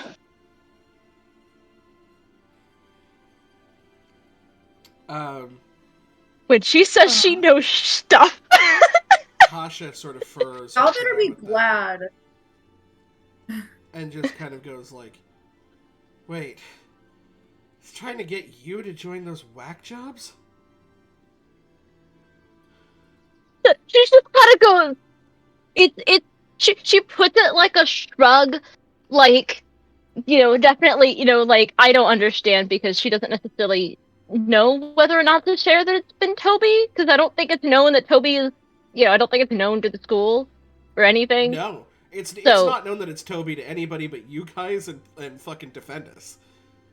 Yeah, so she just kind of like shrugs to kind of be like, she doesn't know if she could, what she could say about who it is, because their secrecy is like she genuinely doesn't know. Alex, But it's y'all yeah. better be glad that Alex can't talk, because Alex would be spilling all the fucking beans on everything. Montgomery kind of sits back. I suppose it does make sense. Well, when they made their announcement, they'd only mentioned 3 people. And so, well, can't exactly take over the world with 3 people now, can you? And I shrug and think about the antagonist assembly that did it with, what, 4? they did it with, I think it was like 5? I think it was like 5. Yeah. It's a possibility, I suppose. I mean, I'm sure that they will try to put the means to their end, whether they can recruit someone or not, but certainly adding to the numbers would be beneficial for them. Wars are won and lost on allies. And allies are gained via weaponry or information. A weapon in and of itself.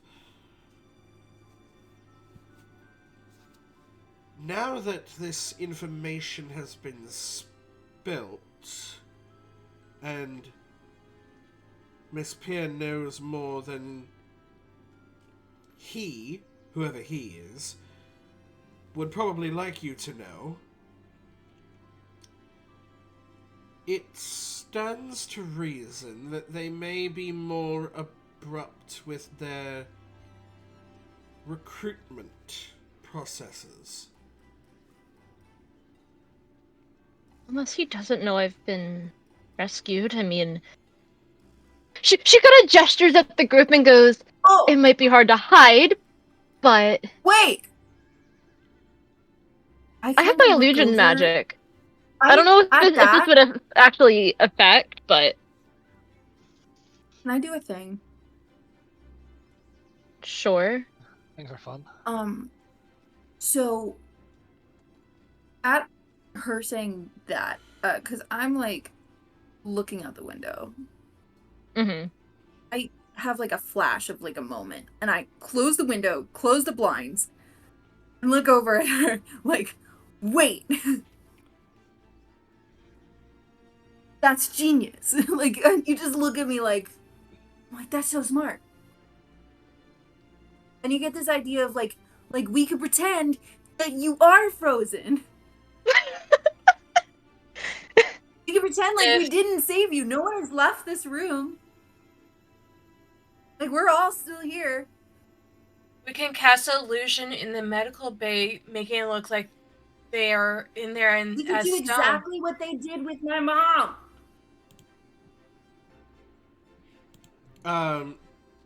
You just see Miss Blue Spark.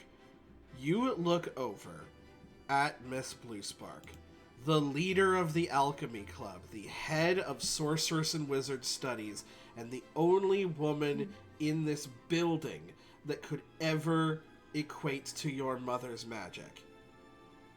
She just kind of looks up and smiles and goes, Sonata Pier, have you ever had a simulacrum before? What? Well, we thought that we had seen Ms. Everlock's mother, did we not? You, Alex, walked hand in hand with her and didn't even know that it was Is this her. the student's first time finding out that there was a fake Everlock? Well, That's at fine. this who point, cares? It doesn't matter. at this point, Blue Spark doesn't give a shit.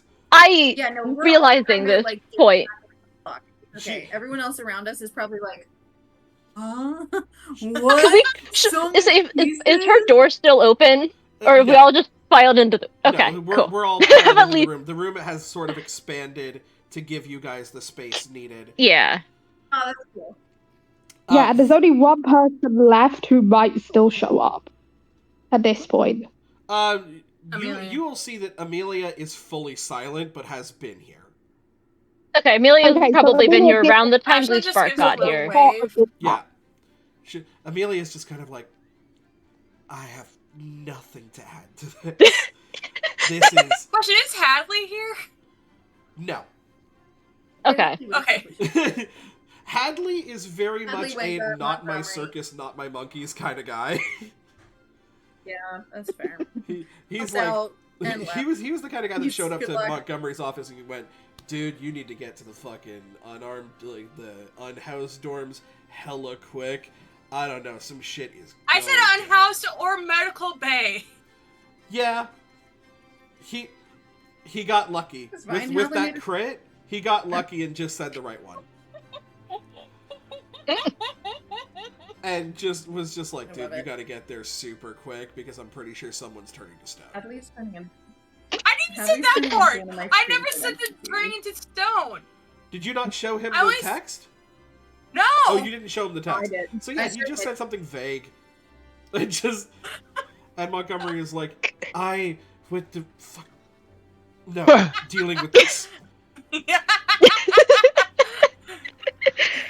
But no, Hadley did not show up. You get the feeling, knowing him as well as you do, knowing them as well as you do, that they're probably just back at your dorm, Getting food.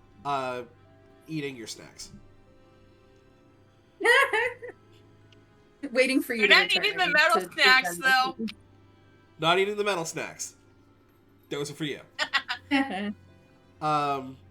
Yeah, no, Amelia is just kind of sitting back being like, this is out of my fucking pay grade. I'm not, like, Mitchie actually is like, I'm sorry, there was a fake Miss Everlock. We haven't even seen Yes. Miss Everlock in a good while. And- I kind of look over at Mitchie and I'm like, yeah, it's unfortunate and there's a lot happening.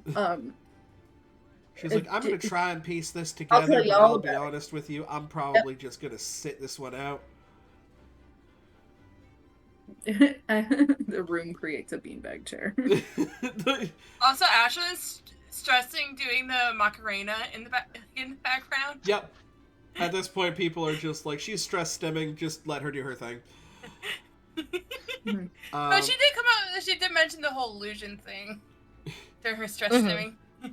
And just Montgomery sits back. Mid Macarena. I wouldn't normally advocate faking the petrification of a student, especially in your first year, Miss Peer. You're going to be missing out on quite a lot of studies. Have you not read Harry Potter? I This is it. She's like, don't she's read so fiction she's got- written by bigots. Here. so at that, it's not like a perfect thing, but so you guys, to everybody who's here, this looks all probably looks fairly strange because she was being partially turned to stone. Part of that is a blanket that, despite all of the movement that she has done, has not fallen off of her shoulders. Most of our party know that this is not a blanket. Everybody else, this looks really weird. But she'll take what seems to be a blanket, and kind of like Oh. pull part of it over her head. I don't know. Did I say last time that like when she put the hood up, it actually shows as the cloak, or it just looks like a blanket? I don't remember. But she goes into the blurred. She goes into the. I think that. Can I just kind of do that? Hold on. I'm trying to find the thing. Oh, yes. Is it- Nothing. Find nothing. So I'm like, is that like a? So you're talking about the blurred state, right? Oh, it's once a long rest. Okay. Yeah. Well, they're going to take a long rest as soon as she can freaking breathe, so it's fine. Imagine we'll just we'll try to do a long rest at some point before things continue. And Because just kind of or in the case of, can I just do it to showcase without it being like actually effective? yeah. Like for fluff reasons, you're like, hey guys, I got the thing. Yeah. It's like, Yeah, so she shows it to them. I don't remember if because I did it like this before where it changed. I don't even think I made it change. I think it just normally looks like a normal, like some other like cloak or something. And this time it's a blanket because that's what she was doing because she doesn't take it off. So she's just like this blanket that somehow is stayed on her shoulders the entire everything that just happened. To everybody else, it looks like she pulls it over her head. That Like she's paid you know. actor. can I get an instinct roll from everyone here? Ooh, is this a check or a what's it called? Awful. Not too terrible. Actually. Reaction. This is a check. Yeah, react. Okay. Okay. That's with hope, so that's great. Oh, Where did my dice go? And this is the only time I guess she's actually been like, "Hey, I have this." But in this particular instance, I think it's fine. It's this group. I'll call upon each of you in turn. I am still looking for my dice wait. that just rolled away from me. Sorry. I just realized, me too, right? Yes. Okay. Where did my dice go? Don't know what happened to my dice. So I'm gonna go grab a random 12. Okay. I will ask other people in the meantime. Sonata. So I crit. I great. got double nines. We will get back to you. Alex. Hopeful 17. Hopeful 17. Piper. Fearful 20. Fearful 20. Calathea. Hopeful 22. Great. Hopeful 22.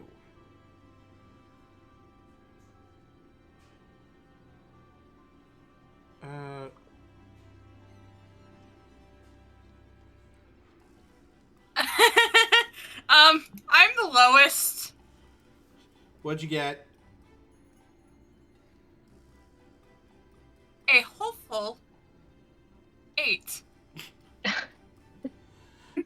Ashley, By the way, you're instinct is skimming my in the top- corner. Yeah. Alex, you just kind of don't catch this. Calathea and Piper, you notice both of the teachers when Sonata puts the hood up and notices the sort of magical effect of this cloak. Just kind of conk their head. And just look at it with a sort of a curiosity. Sonata, you're the one that just kind of notices, Blue Spark just kind of waves it off as just kind of no. But Montgomery takes a lot more interest and sort of goes, Miss Pear, where did you procure such a magical item? So kind of, she so the moment's over. She puts the hood back down. She just kind of looks at the group. She realizes she just did this. She showed, it was a gift. That's good. Go ahead and make a presence roll for me, please. It's the, how do I say this without sounding insane? Kind of looks at her group and it just kind of goes, it was a gift. Yeah, I like that response. That is not very good. That's with fear. 9 plus 3 is 12. Also, do I get a hope point with getting a hope met or no? Yeah, if you rolled with hope, you get a hope. It was point. Okay. You see that he just kind of, as you're saying, oh, it was a gift. He goes,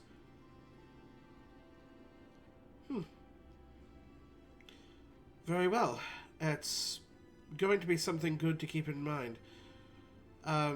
It would distort the vision of those around you and would make it so that they wouldn't be able to sort of ascertain your details. As He well, knows all about it. I know Yeah, that you which- and your sibling have various forms of illusion magic. He says it's like as if it wasn't obvious that this blanket isn't a blanket. She'll almost gesture to the blanket Yeah. because that is not a normal thing with this club. So it's like just like gesture at the magic, like you don't say. And he goes, I can also send out a missive to the Baba Yaga to see if we can perhaps commission some of those disguising potions. Well, she'll kind of like put her hand. She's like she can. So it actually says. So I mostly when Dawn and I do it, I think, or when I've been doing it, it's mostly for like little things. But the adjust appearance, it says you magically shift your appearance and clothing to avoid recognition. Like Yes. Oh, I mostly use it as like light things where it's not, changing too much of what I look like, but I can. She'll kind of be like, how do I do this? She's not done like this extent of an illusion, but she knows she's possible. It's possible with the spell. And she'll just like wave her hand, like you'll see her like concentrate for a second and wave her hand in front of her face. And I don't know how to describe it, but it doesn't look like Sonata. Everything else looks it's like the wave where it's like, yeah. With that, she it's like it's Sonata, but her face looks completely different. She's like, I can do this. Still probably with her voice too. She probably clears it pretty quickly because it's gonna be weird. But she's like, I can probably do more. I still haven't learned a whole lot with that magic. I mostly just use it for this. So kind of like gesture to the. She kind of like puts her hands on the blanket.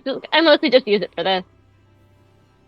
Fair enough. And for the one time we went out of the veil, that was the whole thing. Well, that's neither here nor there. She's kind of realizing it's like, and for the little while we were outside of the veil because this is not normal. Oh, she kind of like starts running her words together and trails off. Yeah. A thing you guys Yes. are very used to her when she starts oversharing, realizes it, and then just trails herself off. Yes, understandable. You see that Miss Bluespark kind of steps forward. I have no problem personally tutoring you in illusion magic if you would like to keep this appearance up. I love that. That's cool. Okay. But, she kind of puts her hand up.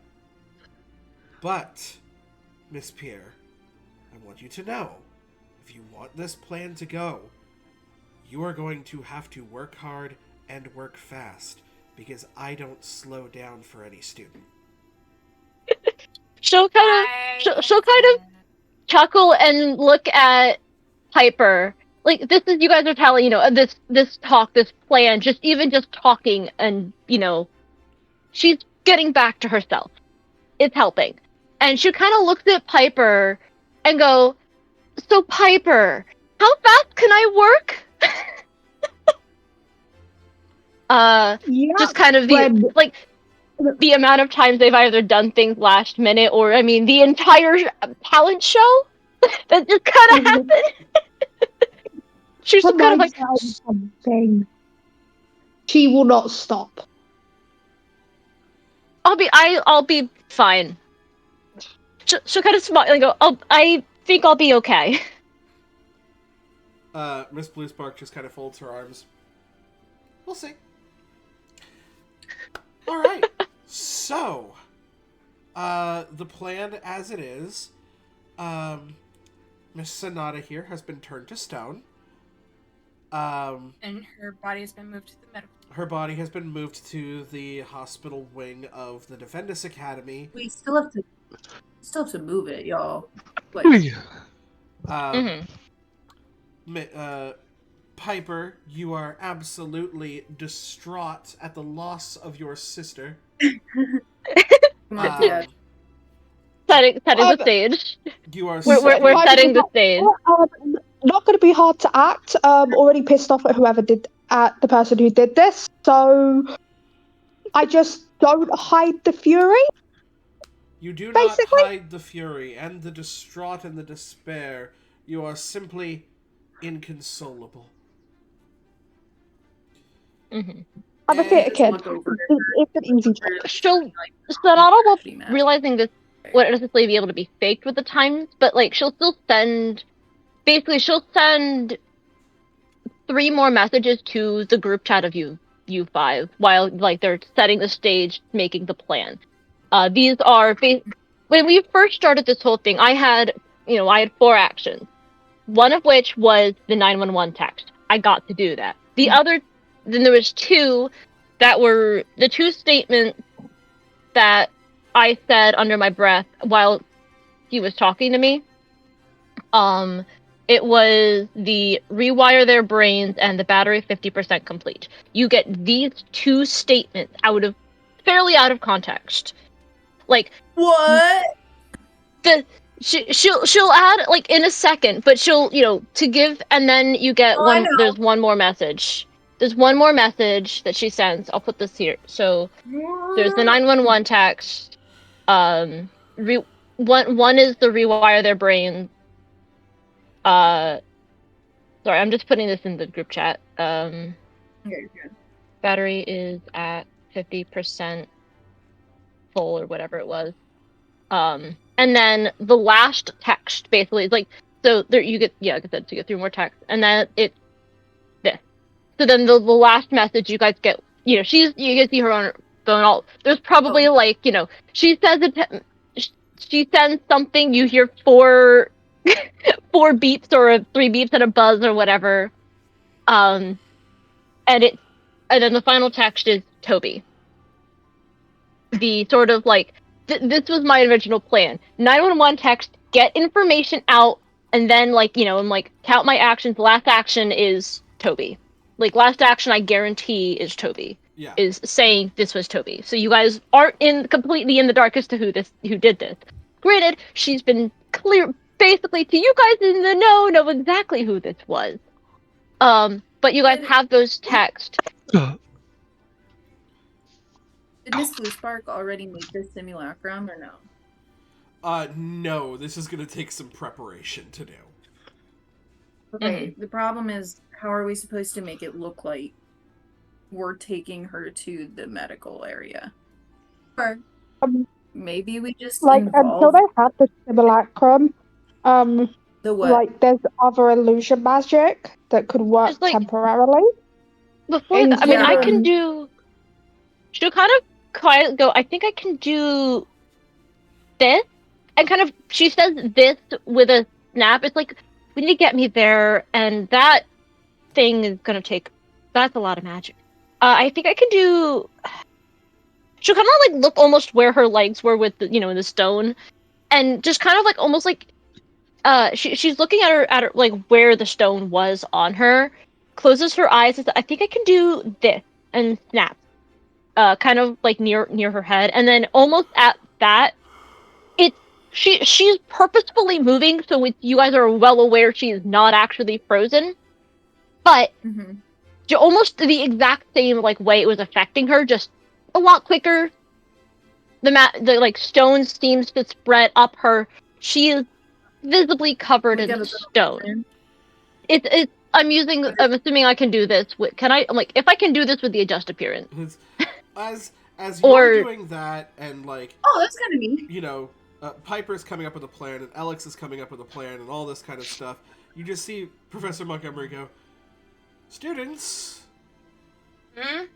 it's 10 o'clock at night. Who's going to see? Who's going to what? Who's going to see? He went off into the forest. The people who are watching us. Yes. I don't. But here's the thing. If we are to, let's say we were to stretcher someone to the hospital wing, we would most likely have them covered. We don't want to make her too obvious, because then it's going to be too obvious that it's a ruse. Yeah, that's a fair Distraction. point. Go cover and take is probably a really good idea, actually. You actually see Kasha kind of go. So it's funny because the unhoused dorms are so close to the medical area. Yeah, we If barely we have to. just stick Sonata under a blanket and move her to the hospital wing, I can teleport us out. Okay. And then it's literally exactly the size of your body. And yeah, that's a new thing that I can do. So, She's saying she can have Sonata under a blanket while we take her over there, and then, like, teleport Sonata out of the sick bay. yeah. Great. Okay. I love it. Are we gonna tell anyone else of this? Or should we? Well, I assume that Vincent will know this. I think we should maybe also tell whoever's, like, the nurse there. I would think if she knows, it's probably a good idea, because otherwise she's going to be treating a simulacrum. And instead, if she knows to make it look like that, You see Miss Blue Probably a Spark good is idea. like, leave that to me. Because we're gonna need the nurse to actually think this is happening. I don't know who he Oh, okay. is, but if he can mind read or interrogate or something like that, Right. it's better if the person believes it. And good point. Sonata will kind of nod. I can do that. I don't like to do that, but I can None of sort us like it. change people's minds, as it were. Oh, great. Okay. She'll kind of, I guess, as she'll kind of go, should I? She'll kind of look more at the group than at the other people. She'll go, should I share? Do what? And she almost sounds sad, almost in the like, should I share? Like, because still saying they don't know it's better who for them to it know is. now than at nothing at all. You heard Ashlyn say by she has no Oh, out of her. share with Yeah, the rest yeah. of the people Share with that's the here. group share with the people who are here who it was. Yes. Yes. She'll kind of like, and it's like she's almost sad when she asks I it. mean, Alex Everyone kind of looks like, I don't even know why we're keeping all this a secret in the first place, so I'm all here for sharing everything, essentially. I think we trust these people. I don't know, like, why would this person turn Miss Blue, I point to Miss Blue Spark into stone if they're not on the same side? No, I know. You should also, I look at Blue Spark too at that, and I look at Sonata like Toby did that to Blue Spark, and she doesn't know. We need to tell her. So she'll kind of, it's like, it's almost like, it's not that she doesn't want to share the information, but she almost, I don't know if it's guilt, but it could read as guilt. I don't know the emotion exactly, but it, but it's that sort of like, it's not that she doesn't want to, but also it's still kind of hard for her. Yeah. It's like, but she, after a second, she goes, Toby. It was Toby. He came to my window, was asking me, telling me about the people and telling me what they were doing, trying to convince me to join them. And I mean, I kind of thought partway through maybe I could pretend, but he caught on I was gonna leave you guys a message. She looks at the group and goes, I was gonna leave you guys a message, but he caught on to that. And to kind of like gesture like to the air almost like, and, you know, she was that happened.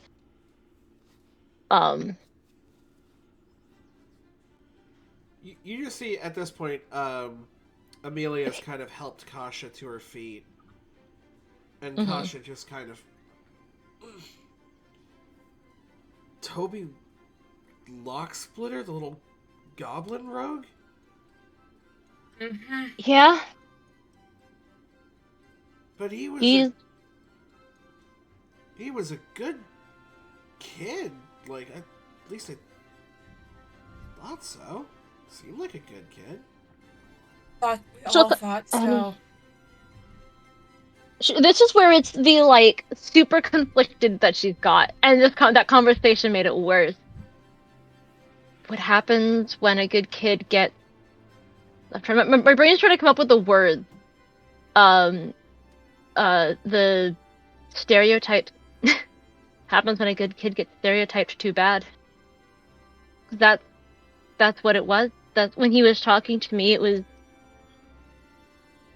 the idea of the discrimination of, I guess, at some point it just got too far for him. Kasha looks down at this. It's kind of sort of clutching her arm. These demonic tattoos or markings sort of running up her arm. You notice we're like almost glowing like when you turn like a burner on your stove and are simmering down after the big amount of spell energy that she used.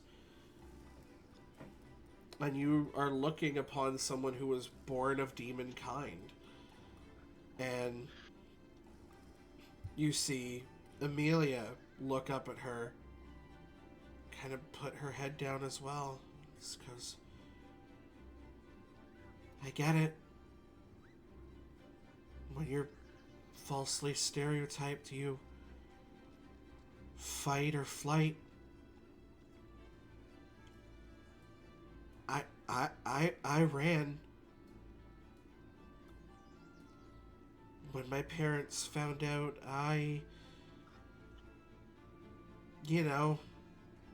wasn't as into boys as they thought. I ran. And you just see Kasha. When I found out what my family was a part of, I ran. And I guess when Toby was pushed too much, he stopped running. And he's a rogue. He hit from the shadows. That being said, and he just kind of, you see Kasha looks over at the teachers. I guess we taught him well.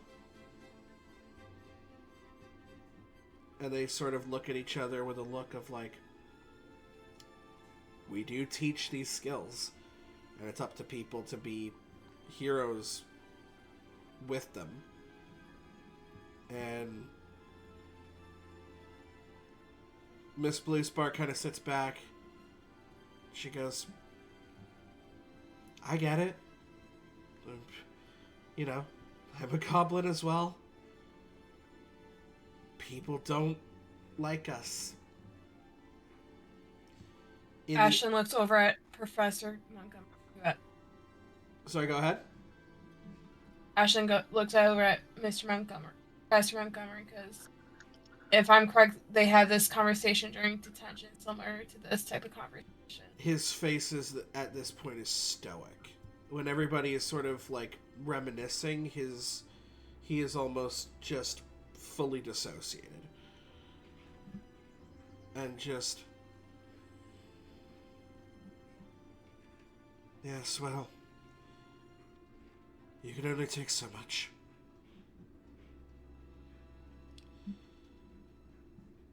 Suppose each and every one of you has known what it is like to be stereotyped. The theater kid, the jock, the quiet one, the class clown. The breakfast bunch. And each of you are so much more than that. You've proven that today, and you continue to prove that in days going forward.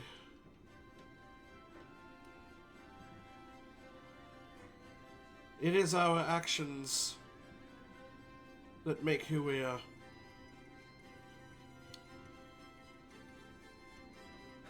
I am sorry, Miss Pierre, that you fell victim to Mr. Locksplitter's anger towards the world.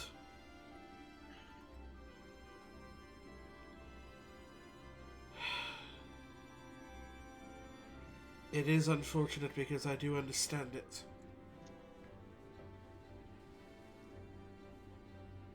But we must be better. We must be together.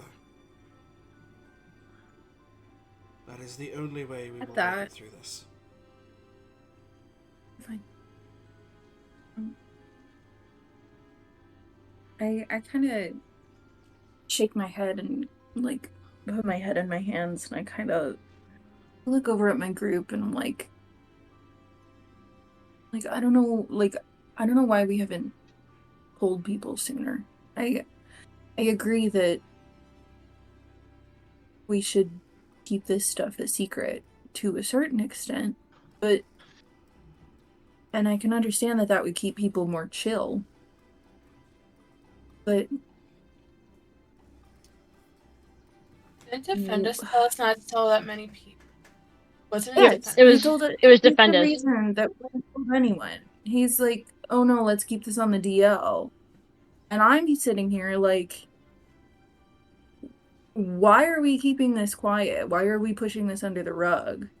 The Alex is like really frustrated with the fact that they've had to keep this quiet. And I think that they're kind of having this moment right now of us telling people, even people we don't trust, more details, lets them know that we know their shit and that they aren't so sneaky, and that like everyone else can kind of keep an eye out for us too. So they're just kind of having this moment of like it's giving Dumbledore's army vibes, you know, like why are we keeping things quiet? If we had more people that knew about this, then they can help and they can be on the lookout. You see, And I feel like Defendus is wrong. Like, I just kind of, I don't know how the fuck to even convey that. you see that Montgomery sort of steps forward. I understand where Principal Defendus is coming from. He wants to keep all of you safe. You are not fully fledged adventurers yet. Some of you are new to the school. Others are still quite a ways away from graduating. However, you are also in the midst of this plot. You understand more of this information than any of us ever will. So the decision who to bring into the fold and who to not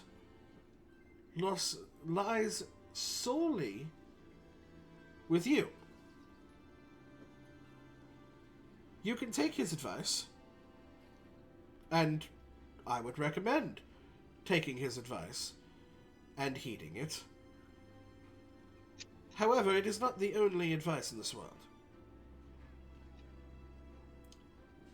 I say completely off the record, as a employee of the... Oh, fuck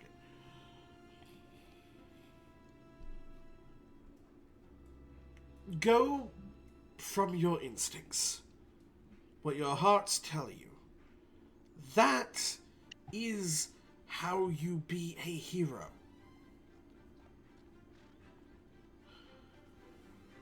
Sometimes you have to break one or two or three or all of the rules. Or do you think that Principal Defendus did all of the things that he preaches in his school when he saved the world? I say this with respect for all of you and all of your intelligences. Don't be so naive. I remember our conversation, Montgomery.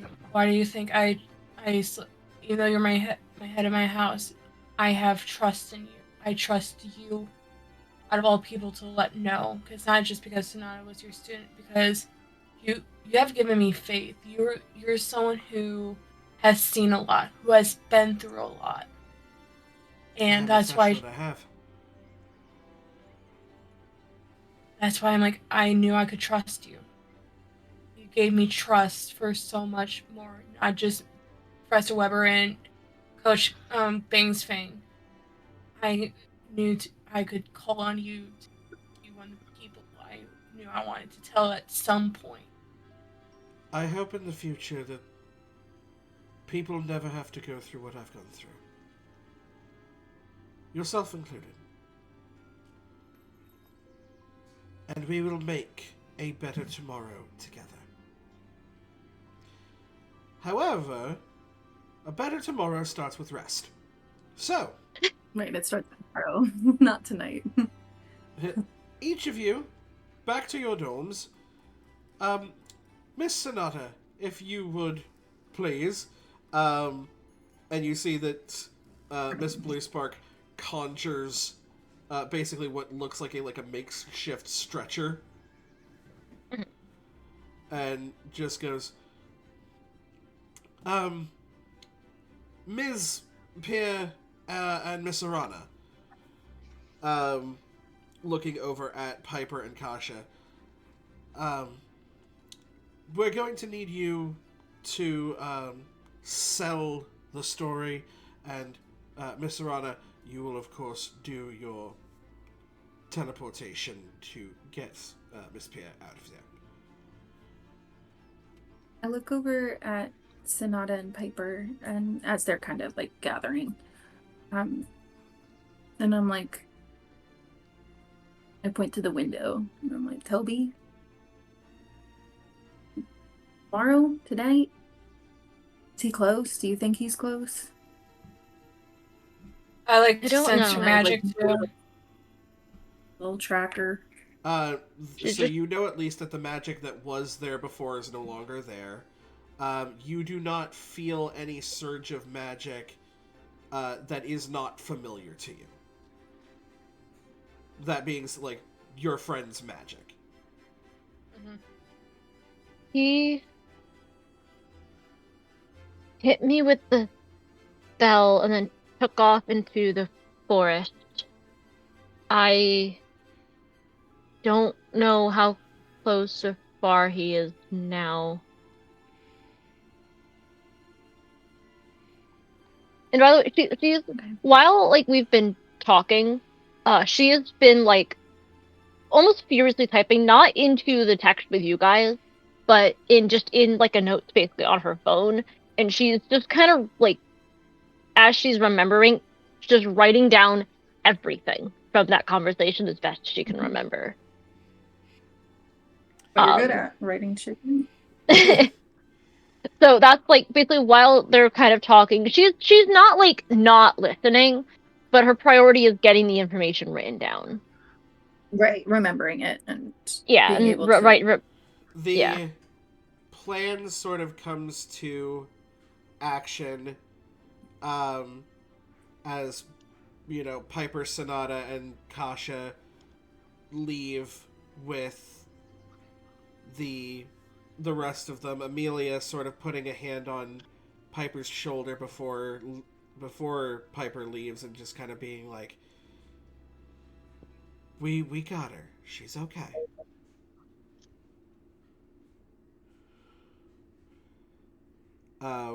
And ushers the lot of you out.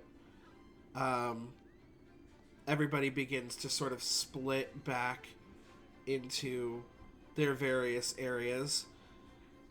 You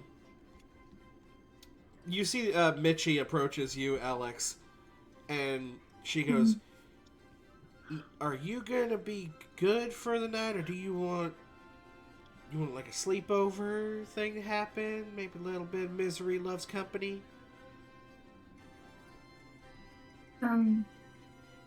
Alex just looks really wiped. That was like a lot. There was a lot of ups and downs and roller coaster of emotions. She just kind of looks over at her and is like, yeah, I could use some company. Like, Long makes a I don't real even- comfortable pillow. I would like to end up at her place tonight, actually. She's in Tomashi or Kokoro. Let me look. Who's got the notes page up? Somewhere. Looked at this earlier. got He's it. in Kokoro. Mitchie is in Kokoro.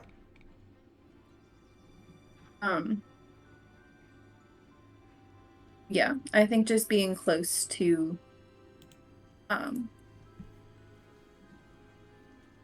Ashland's over there, right? Yeah. Yeah. Ashland, you're in Kokoro? Okay. Just being So- close to one of us. Separate. Alex, Mitchie, and Ashlyn sort of head back. Ashlyn, you at some point reunite with Hadley, who has not eaten all of your snacks because they'd be very, very sick, but has eaten quite a bit, especially the stuff that they're normally told that they're not supposed to get into. He goes, "Hey, dude, did Montgomery get to you guys?" Yeah, sadly not in time. Oh shit, man, that's rough. Hey, can you stay here for tonight? Yeah, man. Of course. Like the old days. I just need someone. I should not be left alone. Ashlyn starts to break down, which normally never happens. She usually does the Macarena, but she's starting to break down. You see that he His- kind of comes up. Hadley is like this big furbolg dude. That is like he is like the hairy nature beast of the forest, basically. Like full on like hippie dude that just is like, you know, feel your feelings, like let it all out kind of guy. And he just fully Utopia. wraps his arms around you. So remember, Ashlyn has to play the part, but she's actually breaking down, not because she's like, my friend.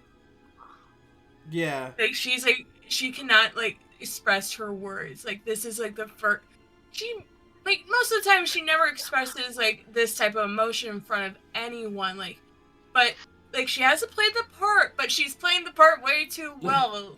The emotions the are fact- real, the reasons are not. Yes, but like she needs to play the part of like because remember not a lot of people know what happened to her family. Everyone just knows she just stays on campus all year long. No one knows why, but the fact that she's playing the part of losing her friend who she considers her sibling, she's breaking down. Yeah. And he just She kind of holds you tight, begins like singing one of the old like sort of campfire songs that you guys used to sing Let's gather. Yeah. before the night consumes you. Aubrey sort of comes back with Calathea and is like, I feel like I was a little bit harsh with Alex. I feel like I was a little bit harsh.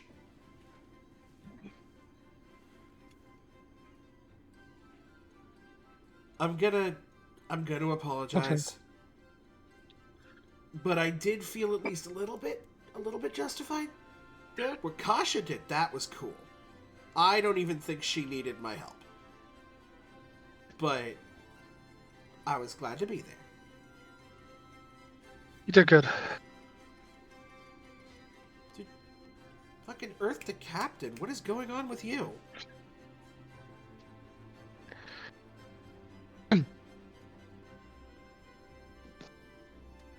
It's a lot. It's a lot. You don't do this emotion thing, do you?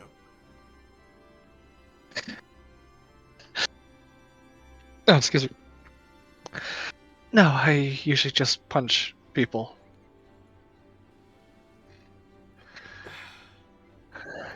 Well, I would offer to spar with you, but you would shatter me. You're good, Aubrey. I mean, you did a good job. I mean, you did well. I mean, just everything was just everything's just a lot right now. And you I'm found something you couldn't guard. I guess you do. I guess yeah, exactly.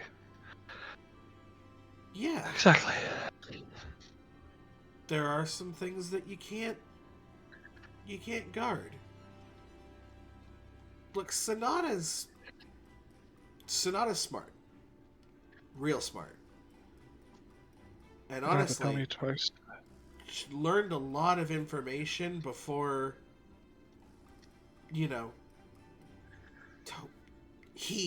let's just say he, just in case we're being hurt, before he did his little psychobilly freak out. So, I don't know. If a coin would have been flipped from one side to the other, maybe Sonata uncovers this entire thing. Just, she's strong and she's smart, and you can guard the body really, really well. And somebody has got to guard for the magic. That's what Piper's learning how to do.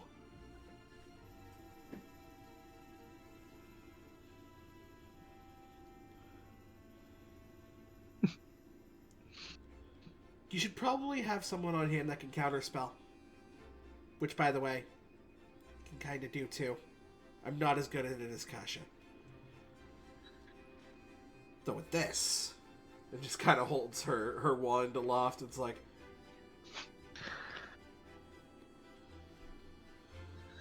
just saying, if you need backup, and I know that it's maybe a little bit rich for me to say that the great captain needs backup,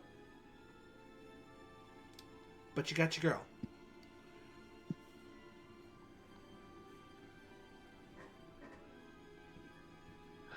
Keep that in mind. I'll take it. Kind of pushes her into the dorm room, shuts the door, and heads out to the track. It's like, I need to run. She's like, we should really work on your coping mechanisms. As you sort of... My coping mechanisms is to work myself out to until I pass out. That's Bye. why we're... Okay. And you all sort of release your stresses in your various ways. And that is where we are going to call it for today. At the sort of 3-hour mark. Woo! Now, that being said, you have brought a bunch of NPCs into the fray. Yeah. And you have discussed the possibility of maybe even bringing in more Mm-hmm. based off of who you trust, blah, blah, blah. So with that being said, you know, this is usually saved for PTU. But who says we can't borrow it a little bit for Defendus Academy? So prior to the next episode of Defendus Academy in 2 weeks, each of you will have a chance for a solo session. Oh. Oh. I have heard about What? this. You will each have your own solo session, an entire side episode dedicated to you and your that's so bond with an NPC of your choice, who will automatically Oh, wow. reach level 3 in the social track, or if you choose someone who already is at level 3, will increase to level 4. I was about to ask that question. Yes. So, keep this in mind. Think about who it is that you would like to do your solo session with. Obviously, hit me up with what dates and times are good for you. And a lot more will be open to you in further quests, in further sort of social situations, and we will see what happens when it's just you and one other. But until then, everybody, thank you all so much for watching. It was so great to be back. I'm looking forward to the solo sessions being a little bit more upbeat and a little bit more light-spirited. This was a very, very intense role-playing session. And Well, you think I'm not gonna go hardcore trauma on my solo session? You know me, Kira. I mean, Come on. you have that option. You have that option. I do want to take this opportunity to tell anybody that may be watching that may be doing intense role-playing sessions like these in their game. Check in with your players. You know, they are human beings, and typically their characters are some sort of extension of themselves. So, role-playing sessions like this can be very intense on everybody involved. The Dungeon Master included, don't get me wrong. So, check in with each other, love one another, and, you know, make sure that all boundaries are being accepted and looked through. With that being said, I'm going to take a look on Twitch.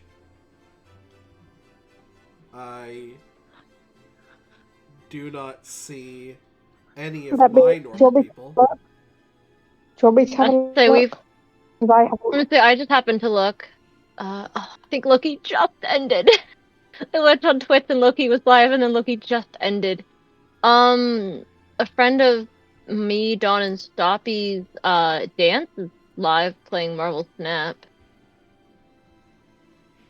one of my actual IRL friends is live Okay. as well, We could also do that. playing Fortnite. Oh, do I have to endorse Fortnite? I'm sorry, but this is actually one of my IRL friends. So we have, one of Dawn's IRL friends are kind of a friend of multiples of us, Dance. Yeah, I mean, considering that it's a friend of like half the people, we'll probably go with that one for this one. Cool. Yeah, Dance I is wasn't against awesome. dance. I was given a second option. You know what I mean? Actually, Med, you're going to be somewhat aware of this name, considering this is the same dance who made the tabletop villainous, or like who's part of it. Oh shit! Yeah. Yep. Oh, I love that. B, would you mind? Because I'm pretty sure you just messaged me. Would you That's mind what putting it it is. in the chat? Yes. Also, Ben, as soon as you said about the solo sessions, I and about choosing an NPC, I just put in a group chat like, is there really a choice for me? Like, I mean, for you, for in your heart, maybe, or maybe not. But I'm saying you could choose anybody. he knows most of that group. That being said, once again, thank you all so much for watching. And oh god, oh there's more of a countdown. Oh my god, and we will see you by the firelight.